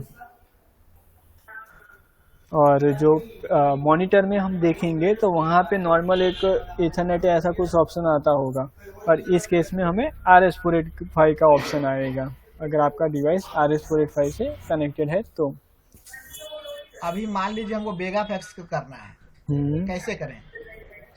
सेम उसमें भी वेगा FX में भी ये पैनल लाइट में से RS485 का A और B निकाल देना है, यहाँ पे कनेक्ट करके वेगा का एक RS485 का अलग से रहेगा जो आपका कनेक्टर रहता है, उसमें आपको बस वो फाइंड कर लेना है कि वो कौन से पिन वाले में RS485 का आपका है। तो वहाँ पे बस आपको ये भी कनेक्ट करना है, वेगा को आपको ऐसा पैनल डोर में कन्वर्ट कर देना है। और उसके बाद यहाँ पे जो मैंने अभी पाथ ऐड किया था वैसे ही यहाँ पे आपको वेगा ऐड कर देना है। सर आप इससे पूछिए कि चिप एक्चुअली कार्ड दिखाने के बाद बहुत एक चीज बोलो तो, हेलो, हाँ बोलिए। ये जो पैनल लाइट के थ्रू मान लीजिए 10 डिवाइस का कनेक्ट करते हैं RS485 से, तो ये कनेक्शन क्या पैरेलल चलता है? हाँ, उसमें आपको फिर डिपेंड करता है कि आपको पैरेलल करना है या फिर सीरियल कनेक्शन करना है, क्योंकि पैनल लाइट में तो आपका एक ही कनेक्शन दिया है ए और बी का, राइट। हाँ। तो आप वो पूरा एक ही बार मीन्स की बड़ा कर सकते हैं और उसमें वो थोड़ा सा कट करके फिर डिवाइस कनेक्ट कर सकते हैं, या फिर वो आपके ऊपर डिपेंड करेगा कि आपको वो कैसे कनेक्ट करना है। मैंने तुम्हारा ये सीरीज भी चल सकता है, पैरेलल भी चल सकता है। हाँ, बट आपका जो कम्युनिकेशन है उसमें कोई दिक्कत नहीं आना चाहिए। अगर कोई एक वायर कट हो गया या फिर एक डिवाइस बंद हो गया तो उसमें फिर वो दिक्कत आ सकता है आपके कनेक्शन के ऊपर से। अच्छा, सीरीज में करेंगे तो एक डिवाइस अगर डिस्कनेक्ट हो जाता है, हाँ, कट हो जाता है, तो सारे के सारे डिवाइस सारे डिस्कनेक्ट के सारे बंद हो जाएंगे आपके। अच्छा, पैरेलल करेंगे तब मतलब है कि कोई एक का प्रॉब्लम हो गया तो एक ही रहेगा। हम्म। है। यहाँ पे ये एक आपको ऑप्शन बताया है कि यहाँ पे ए और बी से निकाल के यहाँ पे डाला है, फिर ऐसे ही यहाँ पे पैनल में से ए और बी में से निकाल के पैनल डोर में से ही ए और बी से निकाल के दूसरे पैनल डोर में डाल दिया है। तो उसमें मान लीजिए कि ये डिवाइस आपका बंद हो गया तो बाकी के सभी बंद हो जाएंगे। हाँ। और अगर वाईफाई से भी करना हो तो वो भी इन फ्यूचर में ऑप्शन आ रहा है कि अगर आपको पैनल के अंदर कोई भी डिवाइस वाईफाई से ऑनलाइन करना है तो वो भी हो सकता है। अभी तो जैसे मैंने यहाँ पे आपको बताया कि दो ही ऑप्शन है, इथरनेट और RS485। यहाँ पे थर्ड ऑप्शन भी आ जाएगा वाईफाई। अच्छा, पैनल में जो नेटवर्क रहेगा वही ले लेगा डिवाइस, है ना? हाँ, नेटवर्क तो सेम ही होना चाहिए वाईफाई और इथरनेट के केस में। और जो RS485 है उसमें बस आपका पैनल लाइट सेम नेटवर्क में होना चाहिए और डिवाइस को तो कोई IP और कुछ देने की जरूरत नहीं है हमें, वो नॉर्मली बस दो वायर से ही कम्युनिकेट करेगा।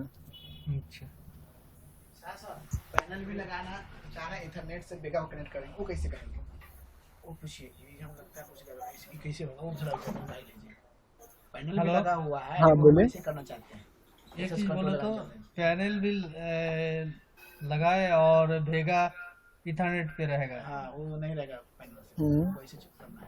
वो कैसे होता है? हाँ, पैनल आपका कैसे है? पैनल लगा हुआ है, 5 डिवाइस पैनल चल रहा है, 2 डिवाइस विदाउट पैनल चलाना कैसे चलेगा? तो भेगा है पैनल डोर, है ना? ओके, लेकिन भेगा में भी इथरनेट केबल गया है, ओके, वो कैसे होता है? स्विच के थ्रू? ओके। अगर वेगा में भी इथरनेट लगा हुआ है, ठीक है, तो उस केस में आपको क्या करना है, यहाँ पे आपको इथरनेट सिलेक्ट कर देना है। अच्छा, और नीचे तो जो आप IP एड्रेस डालते हैं, मान लीजिए कि मैं यहाँ पे एक पैनल डोर सिलेक्ट कर लेता हूँ और यहाँ पे ये वेगा सिलेक्ट कर दिया, ठीक है। ओके करूँगा, यहाँ पे मुझे कोई भी नेम दे देना है। यहाँ पे जो वेगा डिवाइस है उसका IP डाल देना है आपको।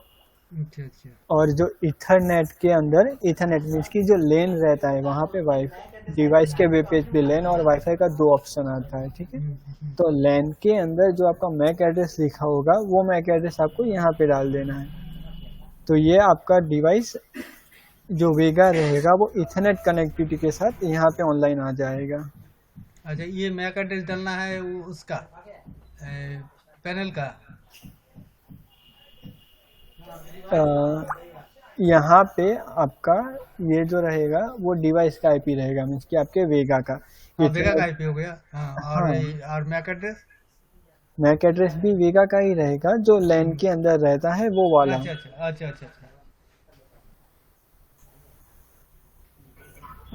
ऐसा तो किया है। हाँ, ठीक है। ओके।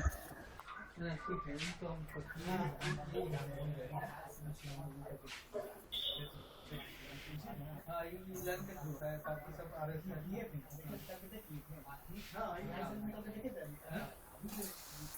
ओके।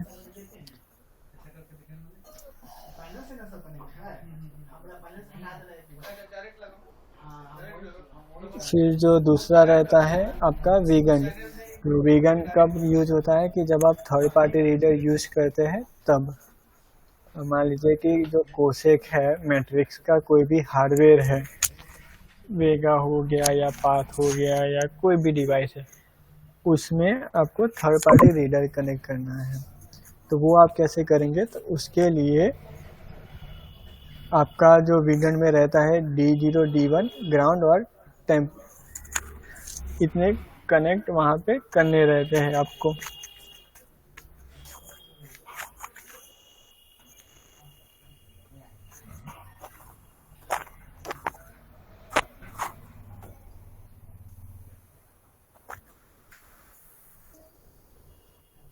और यहाँ पे ये बस नॉर्मल आपको आर्किटेक्चर बताया है कि ये फ्रंट एंड जो डेटा प्रोसेस होता है वो कैसे होता है। ये पहले तो आपका जो फ्रंट एंड मीन्स की आपका जो सॉफ्टवेयर आपका जो भी सर्वर रहता है, लैपटॉप रहता है, वहाँ पे आप नॉर्मली चेक कर सकते हैं क्लाइंट एप्लीकेशन यूटिलिटीज़ के अंदर। उसके बाद उनका जो मेन सर्विसेज रहता है वहाँ पे सब डेटा रहता है। और उसके बाद जो लास्ट में थर्ड टायर रहता है वो आपका डेटाबेस सर्वर रहता है। तो आपका डेटाबेस सर्वर ओरेकल हो सकता है या एसक्यूएल हो सकता है, दोनों में से कोई भी। तो उसके अंदर आपका सब डेटा स्टोर होता है। और फिर यहाँ पे आपका जो सर्वर स्पेसिफिकेशन क्या होना चाहिए उसका यहाँ पे आपको एक नॉर्मल एक कॉन्फ़िगरेशन दिया है कि सर्वर स्पेसिफिकेशन क्या होना चाहिए, फिजिकल सर्वर स्पेसिफिकेशन। फिर ऑपरेटिंग सिस्टम मीन्स कि आपका कौन सा विंडोज़ है या फिर लिनक्स है, यूनिक्स है, वो आपको यहाँ पे थोड़ा समझाया है। और डेटाबेस के बारे में बताया कि डेटाबेस कितने टाइप के होते हैं। एक सेकंड। हेलो। हाँ बोलिए। अच्छा, पैनल का फर्मवेयर अगर अपग्रेड करते हैं तो जैसे डिवाइस को करते हैं सेम प्रोसीजर है कि अलग है? पैनल का जो फर्मवेयर है वो डिपेंड करता है कि आपका जो पैनल लाइट है वो बहुत पुराने वर्जन में है या फिर अभी थोड़ा V49 के बाद, V1R49 के बाद में है। अच्छा। हाँ, अगर पुराना जो कोई वर्जन रहेगा आपका, मान लीजिए कि V1R30 है, ठीक है, पैनल लाइट का वर्जन, तो वहाँ पे आपको चेक करना रहता है कि वो जो पैनल लाइट है उसका HDK 1 है या 2 है। अच्छा। अगर 1 है तो गेट पैनल का फर्मवेयर जाएगा वहाँ पे, और HDK 2 है तो वहाँ पे आपका पैनल 200 का फर्मवेयर जाएगा। अच्छा अच्छा अच्छा। और एक चीज़ बोलो तो, मैंने पैनल को अपग्रेड किया और पैनल के अंडर में जितना डिवाइस है, डोर है, उस सबको क्या अलग अलग आपको अपग्रेड करना पड़ता है कि पैनल को अपग्रेड करने से ये डोर अपग्रेड हो जाता है? नहीं, पैनल अपग्रेड करेंगे इसके बाद आपको मॉनिटर में आपको वो ऑप्शन मिल जाएगा कि अच्छा। पैनल के अंदर जितने भी डिवाइस है कनेक्टेड ऐसा पैनल डोर, वो आप वहाँ से अपग्रेड कर सकते हैं। अच्छा, मॉनिटर से करना है ना? हाँ, मॉनिटर से। और अगर आपको 1 by 1 करना है तो आप पर्टिकुलर डिवाइस का वेब पेज ओपन करके भी कर सकते हैं ना? अच्छा, ओपन करके भी कर सकते हैं और मॉनिटर से भी कर सकते हैं। हम मतलब है कि पैनल अपग्रेड करने के बाद हम डिवाइस को इंडिविजुअल अपग्रेड कर सकते हैं, है ना? हाँ, डिवाइस को इंडिविजुअल आप अपग्रेड कर सकते हैं। मैंने पैनल अपग्रेड करने से डिवाइस अपग्रेड नहीं होता? नहीं, वो नहीं होता। पैनल से कनेक्ट होने के कौन सा कटलर लगता है? क्या बोले? इसमें मेगा मैक्स में कोई डाटा लोडिंग लिखता है, उसमें टाइम लेता है, ऐसा क्यों लेता है टाइम? हम लोग एक्सेस अलाउ, हम लोग अभी तक ना एक्सेस अलाउ कर देते हैं। इसमें 200 टाइप का आता है टाइम डाटा की जो लोडिंग। कौन करता है? RFID? हाँ, वाले फाइट नहीं, हेलो। ये वाला कुछ। हाँ बोलिए। माइफेयर में ऐसे क्यों अच्छा, लिखता है? एक चीज बोलो तो, एक साइट पे देखे हैं वो माइफेयर का कार्ड यूज करता है। जब वो कार्ड दिखाता है डाटा लोडिंग तो डिवाइस में वेगा में जो है ना दिखता है कि डाटा लोडिंग काफी देर टाइम लेता है। ऐसा क्यों होता है? वो दो चीज़ों के ऊपर से डिपेंड करेगा कि जो वेगा है उसे पावर सप्लाई है वो प्रॉपर मिल रहा है कि नहीं। और दूसरा चीज़ रहता है कि आपका जो कार्ड है तो वो आपने ऐसे RFID मीन्स की रीड ओनली पे वहाँ पे इनरोल करवाया है या फिर ऐसे स्मार्ट कार्ड वहाँ पे इनरोल करवाया है? एक साइट पे देखे मैंने कि वो कार्ड शो करता है ना, तो उसमें आता है लोडिंग, है ना, लोडिंग होके कुछ देर बाद वो उसको अलाउ करता है। तो इसका वजह क्या है? वो मैफेयर कार्ड यूज़ कर रहा है। हाँ, बट मायफेयर में भी वो सर देखना पड़ेगा ना हमें कि उन्होंने इनरोलमेंट कैसे करवाया है, ऐसे रीड ओनली करवाया है, स्मार्ट कार्ड करवाया, वो चेक करना रहता है। फिर दूसरा चीज़ वहाँ पे अगर आपका डिवाइस है वो सर्वर के साथ कनेक्टेड है कि नहीं है, पहले वो हमें चेक करना रहता है कि शायद जो आपका डिवाइस है वो इथरनेट से ही कनेक्टेड होगा, राइट? तो वो इथरनेट से उसको प्रॉपर वो मीन्स की कनेक्टिविटी मिल रहा है कि नहीं, क्योंकि अगर मान लीजिए कि अगर कनेक्टिविटी नहीं है तो वो थोड़ा टाइम लगाएगा वहाँ पे चेक करने जाने के लिए। डिवाइस कनेक्ट है, ये इसका माने इसका लॉजिक क्या है? वो लोडिंग लिखता है, इसका लॉजिक क्या है? उसके ये सही है या इसको कुछ चेंज करना है? मैं वही बता रहा हूँ ना सर कि पहले चेक करना पड़ेगा कि वो RFID रीड ओनली से ही इनरोल किया गया है या फिर स्मार्ट कार्ड से किया गया है या फिर वहाँ पे जो वेगा डिवाइस है उसे प्रॉपर पावर सप्लाई मिल रहा है कि नहीं, उसका जो पिंग है वो बराबर आ रहा है कि नहीं, उसका जो कम्युनिकेशन है वेगा का वो पैनल लाइट के साथ प्रॉपर हो रहा है कि नहीं और सर्वर के साथ हो रहा है कि नहीं, वो चेक करना रहेगा। अगर रीड ओनली से अगर इनरोल किया है तब क्या दिक्कत आ सकता है? रीड ओनली से किया है तो आपका जो डिवाइस है वहाँ पे वेब पेज ओपन करेंगे तो वहाँ पे वो ऑनलाइन शो कर रहा है कि नहीं, पहले वो हमें चेक करना पड़ेगा। डिवाइस ऑनलाइन है, हमेशा ऑनलाइन है। आपने वेब पेज पे चेक किया? हाँ जी। तो फिर उसमें ऑनलाइन है मीन्स कि वहाँ पे आपका जो डिवाइस है वो सर्वर के साथ कम्युनिकेट कर रहा है और पैनल के साथ भी। तो फिर आपको जो वेगा है उसका पावर सप्लाई चेक करना पड़ेगा कि उसे POE से दिया है पावर सप्लाई या फिर POE से। हाँ, तो फिर POE से दिया है तो वहाँ पे चेक करना पड़ेगा कि जो POE का पोर्ट है उसमें से कितना वोल्ट वो पावर सप्लाई आ रहा है। और या फिर अगर आपको वो चेक नहीं करना है तो आप डायरेक्ट ही पावर एडाप्टर लगा के चेक कर सकते हैं वेगा में ही, मीन्स की सेम डिवाइस पे बस पावर एडाप्टर लगा के चेक करना है कि रीड ओनली जो कार्ड है वो शो करने के टाइम पे वहाँ पे फिर से लोडिंग आ रहा है कि नहीं आ रहा है, ताकि वो क्लियर हो जाएगा कि पावर सप्लाई का इश्यू है कि नहीं है। अच्छा, तो मतलब है कि तुम्हारा कहना है उसमें हम पावर चेंज करके अगर सेम कार्ड को दोबारा दिखाए तो हाँ, लोडिंग हो रहा है कि नहीं, अगर हाँ लोडिंग हो रहा है तो मतलब है कि और कुछ इश्यू है, अगर लोडिंग नहीं हो रहा है तो मतलब है कि पावर सप्लाई का इश्यू था, है ना? हाँ, अगर मान लो कि एडाप्टर लगाने के बाद में भी रीड ओनली दिखता है, लोडिंग दिखता है, तब क्या समझेंगे? तब फिर आपको जो मॉनिटर यूटिलिटी है वो ओपन करना है और वहाँ पे चेक करना है कि आपका डिवाइस फ्रीक्वेंटली वो कई कबार ऑफलाइन ऑनलाइन होता रहता है, तो वो चेक करना है कि वहाँ पे ऐसा हो रहा है कि नहीं। अगर वहाँ पे ऑनलाइन ऑफलाइन हो रहा है तो वहाँ पे मॉनिटर यूटिलिटी के अंदर ही एक पोल ड्यूरेशन का ऑप्शन आता है, वो आपको इंक्रीज करके चेक करना है। जैसे इंक्रीज करेंगे मॉनिटर सर्विस रिस्टार्ट करना है, मीन्स की वो बंद करके फिर से स्टार्ट करना है और फिर मॉनिटर यूटिलिटी ओपन करना है और चेक करना है कि डिवाइस कंटिन्यूस यूटिलिटी के अंदर ऑनलाइन आ रहा है कि नहीं आ रहा है। क्योंकि जो रीड ओनली कार्ड होता है उसमें क्या होता है कि रीड ओनली अगर आपका जो डिवाइस है वो बंद हो जाता है तो उस केस में आपका रीड ओनली कार्ड वर्क नहीं करता है।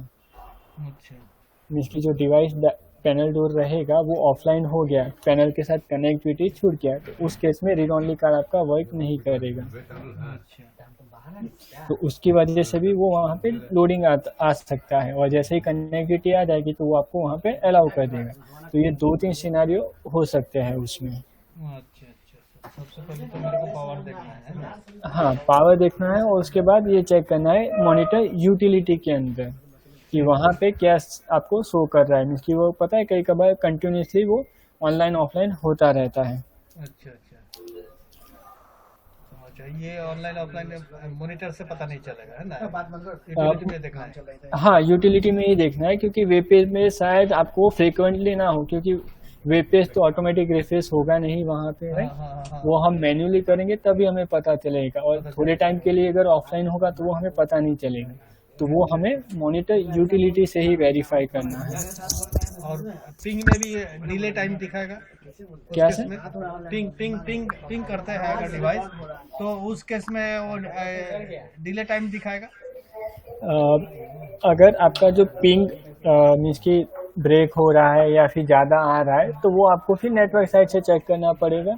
और पिंग कंटिन्यूस आ रहा है तो फिर आपको वो बस पोल ड्यूरेशन बढ़ा के चेक कर लेना है। वो जो पोल ड्यूरेशन रहता है वो बाय डिफ़ॉल्ट 5 रहेगा या 10 रहेगा, आप उसे 90 तक इंक्रीज कर सकते हैं। लेकिन इंक्रीज करके देखना है मेरे को, है ना? हाँ, और जितनी भी आप इंक्रीज करेंगे, मान लीजिए कि 5 से आपने 10 किया या 10 से 15 किया है, तो 15 करने के बाद आपको मॉनिटर सर्विस कंपलसरी रिस्टार्ट करना है और उसके बाद ही मॉनिटर यूटिलिटी फिर से स्टार्ट करना है। अच्छा, मैंने इंक्रीज करने के बाद मेरे को मॉनिटर सर्विस रिस्टार्ट करना है ना? हाँ, रिस्टार्ट करना है और उसके बाद फिर से मॉनिटर यूटिलिटी स्टार्ट करना है। एक बार यूटिलिटी में दिखाओ तो।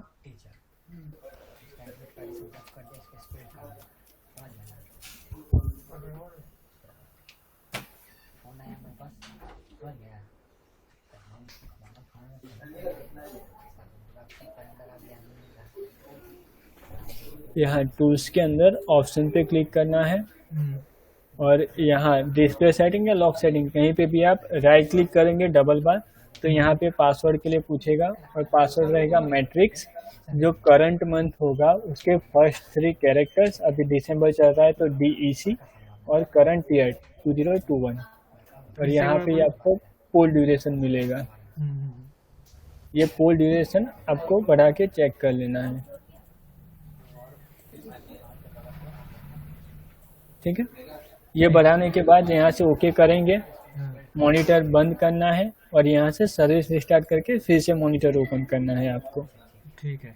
पासवर्ड के जगह पर क्या बोला था? मैट्रिक्स। हाँ, मैट्रिक्स का एम कैपिटल होगा क्या? नहीं, स्मॉल में ही रहेगा आपका वो मैट्रिक्स। हाँ, मैट्रिक्स। उसके बाद जो करंट मंथ होगा, जैसे अभी दिसंबर चल रहा है तो दिसंबर के लिए DEC वो स्मॉल में होगा कि? वो भी स्मॉल में ही होगा पूरा। Matrix DC। हाँ, और जो आपका ये ईयर चल रहा है वो अभी 2021 चल रहा है तो मैट्रिक्स DEC 2021 पासवर्ड रहेगा आपका। ठीक है। और मान लीजिए अभी नेक्स्ट मंथ अभी मीन्स की जनवरी 202 हो जाएगा तो वो मैट्रिक्स हाँ JAN 2022। ठीक है।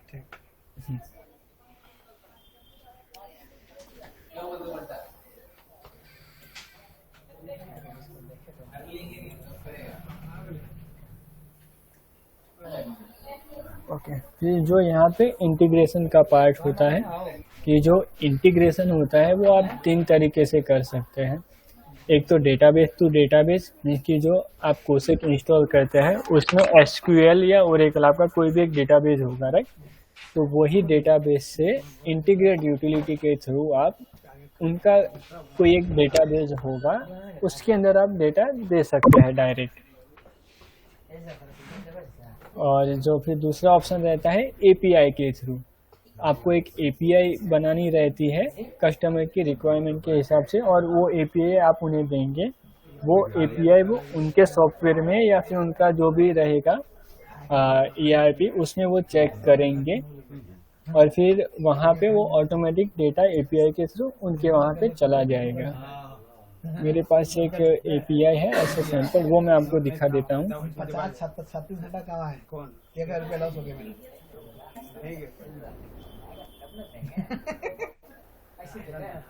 खत्म, वैलिडिटी खत्म, एक्सपायर।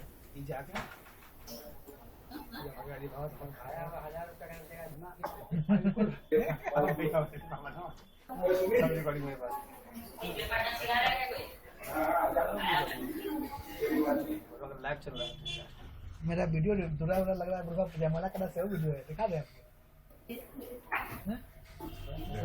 ऐसे नहीं खिलाया तो कोई बात नहीं है। बोला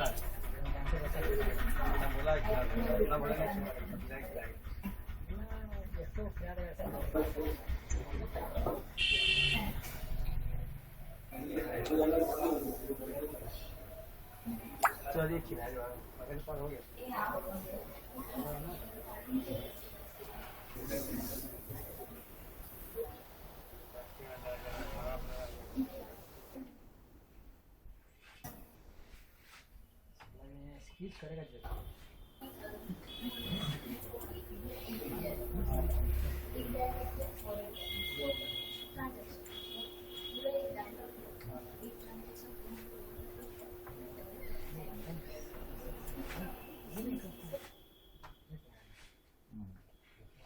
यहाँ पे ये आपको एपीआई का डेटा कुछ इस फॉर्मेट में दिखता है। यहाँ पे आपको फिर डिफरेंट फील्ड्स ऐड करनी रहती है। फील्ड नेम मीन्स कि आपको क्या क्या चीज़ें चाहिए, यूजर आईडी, प्रोसेस डेट, पंच 1, आउट पंच, ओवर टाइम, वर्क आवर, जो भी चीज़ चाहिए आप यहाँ पे ऐड कर सकते हैं ये, और उस हिसाब से आपका यहाँ पे डेटा होगा एपीआई। तो आप एपीआई के थ्रू भी इंटीग्रेशन कर सकते हैं। और तीसरा रहता है ऑफलाइन रिपोर्ट। जो ऑफलाइन रिपोर्ट रहता है वो आप नॉर्मली कोई भी मॉड्यूल में जाकर पर्टिकुलर चीज़ का डेटा ले सकते हैं, रिपोर्ट निकाल सकते हैं।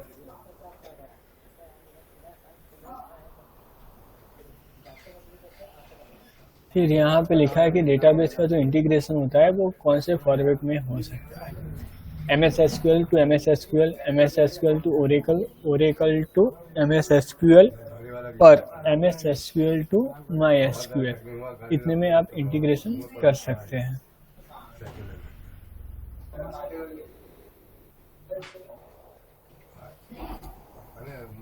फिर यहाँ पे ये शायद आपको बताया होगा कि जो NVR रहता है, नेटवर्क वीडियो रिकॉर्डर, उसके साथ भी आप इंटीग्रेट कर सकते हैं।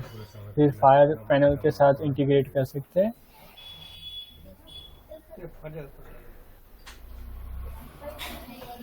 फिर यहाँ पे ये आपको नॉर्मल 2 सिनेरियोस दिए हैं डिवाइस के लिए, कि डिवाइस आपको कैसे ऑनलाइन करना है या कनेक्ट करना है। वो on premise development deployment means कि आपका सेम नेटवर्क में सभी चीज़ होगा।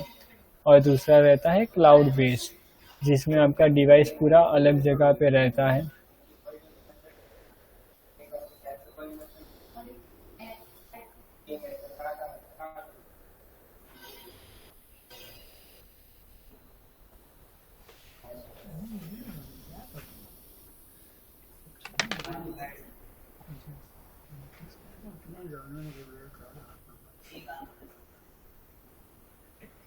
तो यहाँ ये पार्ट हमने कवर किया अभी, पीपल मोबिलिटी मैनेजमेंट टेक्नोलॉजी, जिसके अंदर हमने जो different type of credential technology है, कम्युनिकेशन टेक्नोलॉजी है, इसके कितने हिसाब से हम डिवाइस कनेक्ट कर सकते हैं, ऑनलाइन ला सकते हैं, वो deployment modes, online, on premise या फिर क्लाउड वाला।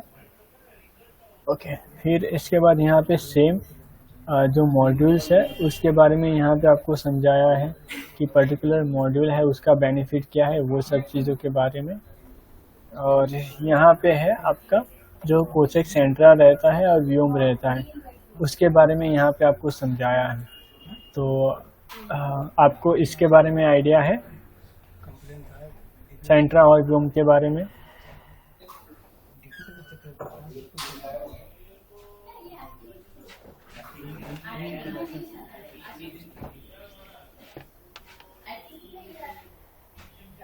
Hello hello hello hello. हाँ, आपको सेंट्रा और व्योम के बारे में आइडिया है पूरा? व्योम का थोड़ा लाइसेंस स्ट्रक्चर समझाओ तो।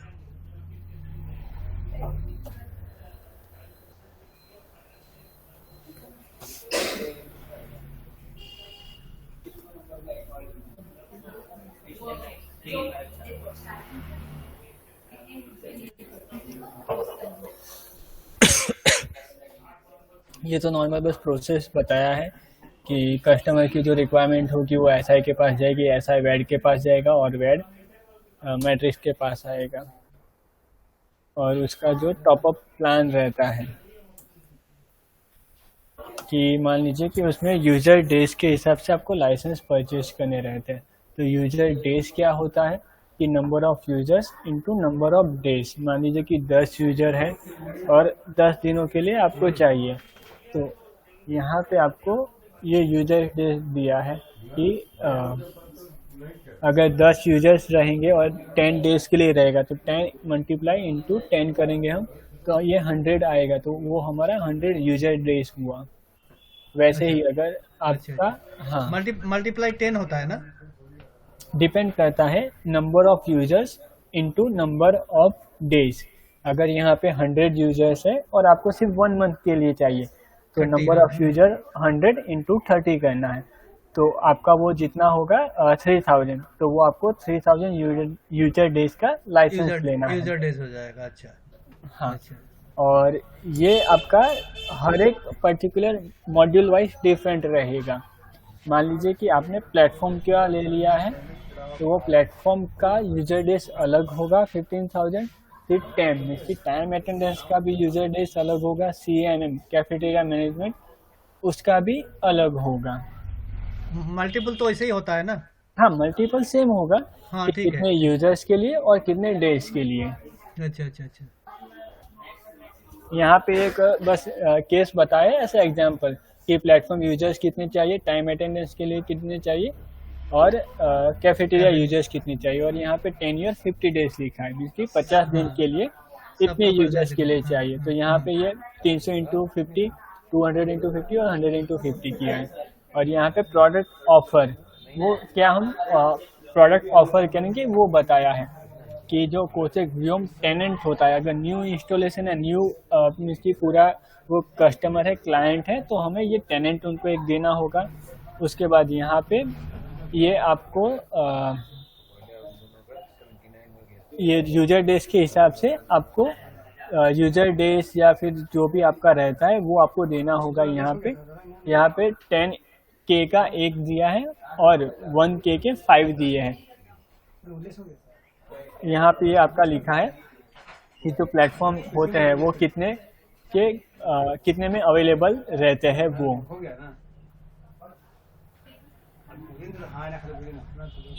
मतलब है कि 300 यूजर, मान लो कि प्लेटफॉर्म का बारे में बोल रहे, 300 यूजर है और 50 डेज का लिए, तो मतलब हो गया 50 इंटू 15,000 डेज।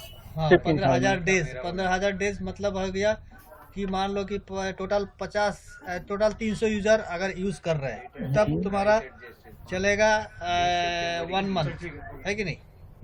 अगर 300 यूजर है और 50 डेज का लिया है तो वो 50 डेज तक चलेगा। हाँ, मैंने टोटल 300 यूजर का अगर कर लेते हैं तब 50 दिन तक चलेगा, है ना? अगर उसमें से मान लो कि 50 में से हम 40 को एक्टिव रखे हैं, तो थोड़ा और ज़्यादा दिन चलेगा, है कि नहीं? Yes exactly. मान लीजिए कि अगर आपका कोई यूजर है वो चला जाता है, मीन्स कि इन बिटवीन कंपनी छोड़ दिया या फिर वो नहीं आ रहे हैं, लीव पे है या कुछ भी हो गया, आपने यूजर को इनएक्टिव कर दिया, तो वो पर्टिकुलर यूजर का यूजर डेज काउंट नहीं होगा। नहीं होगा, है ना? हाँ, बट और आपको इसमें तो ऐसा होगा ना, मान लो कि 300 यूजर्स का कस्टमर से ले लिया है 1 साल के लिए, है ना? तो उसका 300 यूजर टोटल हो चुका है, लेकिन उसके बाद में भी तो हमें यूजर अगर 2, 4, 5, 10 है तो ऐड कर सकते हैं, लेकिन यूजर डेज घट जाएगा, ऐसा होना चाहिए कि नहीं?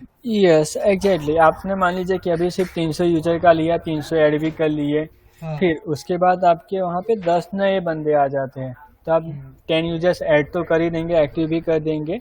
तो पहले क्या था कि आपका वो 300 के हिसाब से वो चल रहा था, तो वो 50 डेज चलेगा। हाँ, सेंटर में नहीं देगा, लेकिन इसमें देगा, लेकिन यूजर डेज घट जाएगा। हाँ, यूजर डेज आपका वो कम हो जाएगा। पहले 50 दिन कर रहा था, तो वो फिर 45 डेज या फिर उस हिसाब से हो जाएगा। उस केस में कस्टमर को मैंने उसी समय उसको लाइसेंस लेना जरूरी नहीं है। हाँ, उसी समय लेना जरूरी नहीं है, जब वो कम हो जाए। हाँ, डेज का हिसाब रखना है उसको, उसका उतना दिन चलेगा नहीं, है ना? हाँ ठीक समझ गए। मतलब है कि यूजर प्लस कितना दिन का ले रहा है, वो मल्टीप्लाई करके जितना होगा वही होगा यूजर डेज। यस, ठीक।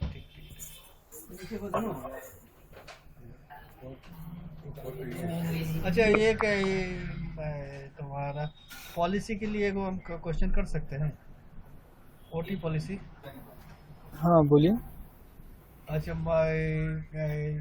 रिक्वायरमेंट ऐसा था कि अर्ली इन और ओवर स्टे इसको ओटी देना है ना? ओके। तो ठीक है, जो जितना अर्ली आया, जितना ओवर स्टे किया, उसका तो ओटी दे दिया।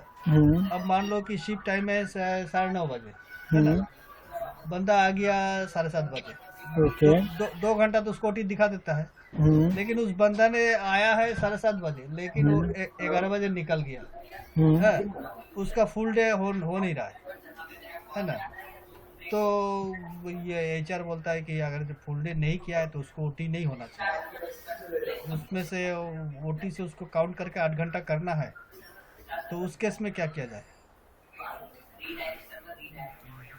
अगर वहाँ पे देखिए 2 चीज़ों मीन्स की वो देखने जाएगा कि अगर आपने ओवर टाइम पॉलिसी में क्या रखा है। वो अगर ओवर टाइम पॉलिसी में वो 2 हिसाब से रहता है आपका, तो डेली 1 रहता है और डेली 2 रहता है, ठीक है। अच्छा, हाँ।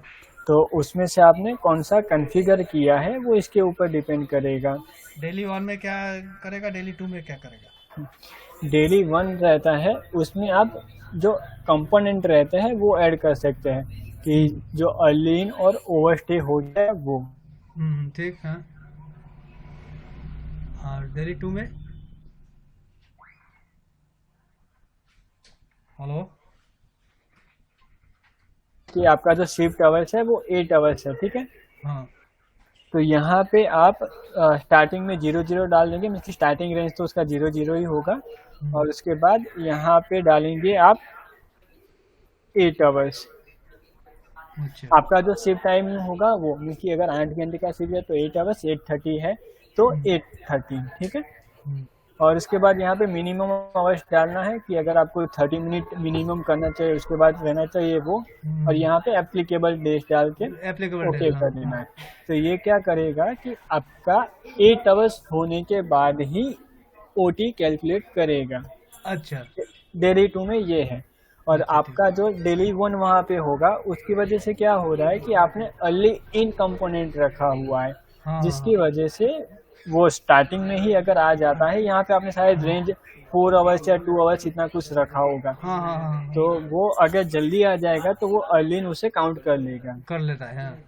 तो वो आप डेली 2 एक बार करके वहाँ पे चेक कर लीजिएगा। ठीक है, ठीक ठीक ठीक।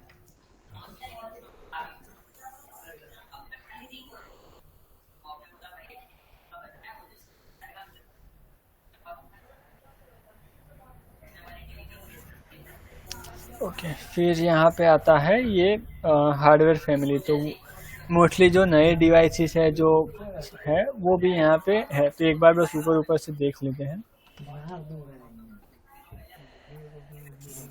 ओके। ये तो शायद आप सबको पता ही होगा कि जो मॉड्यूल्स होते हैं वो कौन से होते हैं, डिवाइस कैसे चूज करते हैं, कौन से क्रेडेंशियल होते हैं। तो इस पे ज़्यादा नहीं जाते हैं।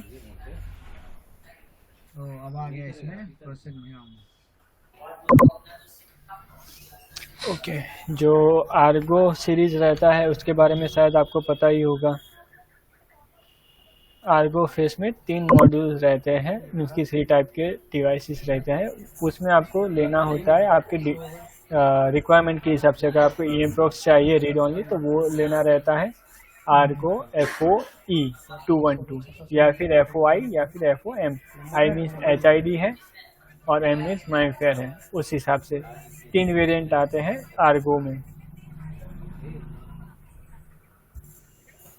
फिर वेगा में 2 होते हैं, मीन्स की जो बेसिक मॉडल रहते हैं वो वेगा FAX मीन्स की फिंगर के साथ, और वेगा CAX मीन्स की सिर्फ कार्ड के साथ। और उसमें आप मॉड्यूल अलग से ले सकते हैं। जो CPM मॉड्यूल रहता है, कार्ड पर्सनालिटी मॉड्यूल, जो आपका ये कार्ड के लिए रहता है, वो वेगा और डोर डिवाइस के लिए आप अलग से परचेस कर सकते हैं।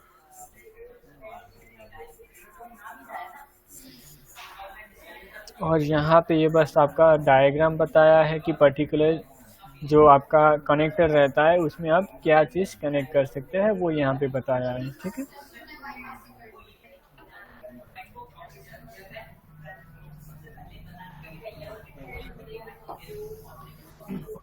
फिर उसके बाद यहाँ पे एक डोर सीरीज है। तो डोर में कौन से अवेलेबल है?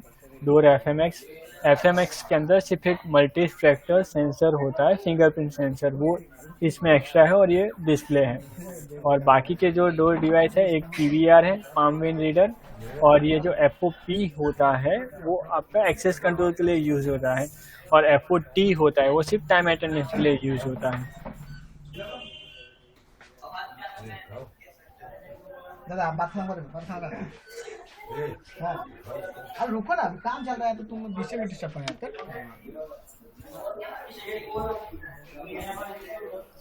ओके, यहाँ पे ये चले जाने देते हैं, डुअल सीरीज पूरा पाथ पे आ जाते हैं। ओके, तो पाथ में भी दो तरीके के मॉडल रहते हैं आपका डीसी, सॉरी 3 तरीके के एक्चुअली में एक डिवाइस के अंदर, कि आपका डीसी एफई रहेगा, DC FM, DC FI. Means की एफ मीन्स की आपका फिंगर रहेगा उसमें, और आपका जो कार्ड मॉड्यूल रहता है वो आपको चूज करना रहेगा, उसमें आप एडिशनली ऐड नहीं कर सकते हैं। और जो दूसरा रहता है वो डीसी सी, सिर्फ कार्ड रहेगा उसमें, फिंगर नहीं रहेगा। ये हो गया आपका कंट्रोलर। पाथ में 2 होते हैं, कंट्रोलर भी होते हैं और रीडर्स भी होते हैं। रीडर में भी सेम आरडी एफई और आरडी सी, एक फिंगर के साथ और एक सिर्फ कार्ड के साथ। फिर आता है आर्क सीरीज, जो सबसे पुराना था वो आर्क डीसी 100P था, जो कि पीओई के साथ भी चलता था। और अभी जो नया है वो आपका आर्क डीसी 200 है, और दूसरा आर्क आईओ 800 भी आता है, वो एलिवेटर एक्सेस कंट्रोल के लिए यूज होता है। फिर आता है पैनल लाइट। तो पैनल लाइट आपका एडवांस एक्सेस कंट्रोल के लिए यूज होता है। जो भी आपके एडवांस एक्सेस कंट्रोल के फीचर होते हैं, मेंटर, पेंट्री, पासवर्ड या फिर ऐसे कुछ भी एक्सेस रूट, वो सब आप पैनल लाइट के साथ कर सकते हैं। ओके, और पैनल लाइट को आप स्टैंड अलोन मोड में भी यूज़ कर सकते हैं, आपको सेंट्रा लेने की ज़रूरत नहीं है अगर आपके पास सिर्फ पैनल लाइट है तो। पैनल लाइट और दूसरे कोई भी एक डिवाइस है तो।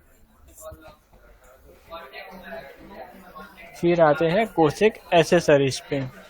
तो एसेसरीज में आपका इनरोल एक स्टेशन आता है, जो कि अगर आपको फिंगर इनरोल करना है डिवाइस के अलावा तो वो हर एक के लिए डिफरेंट रहता है। ये जो नॉर्मल सेंसर रहता है उसके लिए कोसेक इनरोल फिंगर, फिर ये पाम के लिए रहता है, और ये जो एफएमएक्स आपका जो मल्टी स्पेक्ट्रल सेंसर वाला जो डोर एफएमएक्स होता है उसके लिए ये रहता है। फिर आता है बैटरी बैकअप यूनिट। तो इसमें भी पाथ के लिए आता है और दूसरा वेगा के लिए आता है। बैटरी बैकअप यूनिट की रिमोट लोकेशन है, जैसे यहाँ पे एक बस का बताया है, तो बस के अंदर आप वेगा को इस बीबीयू से पावर सप्लाई दे सकते हैं, और उसके अंदर ऐसे बैटरीज आते हैं। बैटरी 3.7 वोल्ट के 3.0 AH 4 बैटरी रहते हैं। और ये मॉड्यूल होता है जो मैंने आपको बताया था कि वेगा और डोर सीरीज के अंदर ही आप ऐसे मॉड्यूल अटैच कर सकते हैं उसके अंदर। हाँ, तब नया देगा। हाँ, ये बात सही है। आदत तो खर्चा बिना केले कैसे हो जाएगा आपका? फिर आता है एटम सीरीज, ये पूरा नया सीरीज है। एटम RD 100M और RD 100KM, ठीक है। नया खरीद दीजिएगा तो 1-2 दिन में। फिर RD 200 है, पुराना सिम तो 6 महीने तक बोलबे कर रहे हैं कि चलेगा। और फिर RD 300 है। ये पूरे नए इसकी वो है रीडर से, ये तीनों पैसा लगेगा 40,000 अलग से 3,000। फिर इंटीग्रा डिवाइस के बारे में तो आप सबको पता ही होगा। हाँ, तो आप देखिए क्या है। और जो नया लेटेस्ट मॉडल आया है वो है कोसेक आर्गो फेस। तो आर्गो फेस के अंदर आपका इनबिल्ट कैमरा रहता है, और वो ये इसकी बहुत ही कॉम्पैक्ट रहता है साइज में। तो ये था पूरा डिवाइस के रिलेटेड। रैम लगाना पड़ेगा, 2GB सही है, 2GB खराब है, वो रैम पे जोड़ लीजिए जब पैसा आएगा। अब एक SSD आएगा। और उसके बाद है आपका पूरा इंडस्ट्री वाइज की आप कौन सी इंडस्ट्रीज में कौन सा प्रोडक्ट स्पीच कर सकते हैं, उसके बारे में है ये। और उसके बाद आपका यहाँ पे आ जाता है एलोन का टेस्ट, ठीक है। यहाँ तक किसी को कुछ डाउट?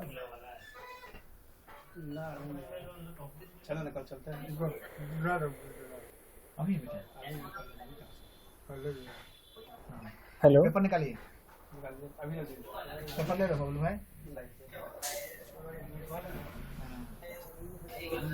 हेलो,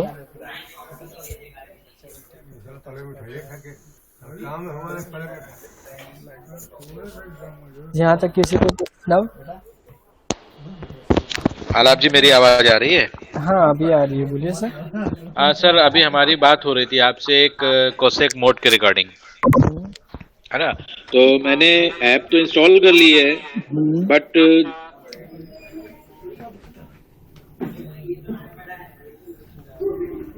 हेलो, आपका वॉइस नहीं आ रहा है सर।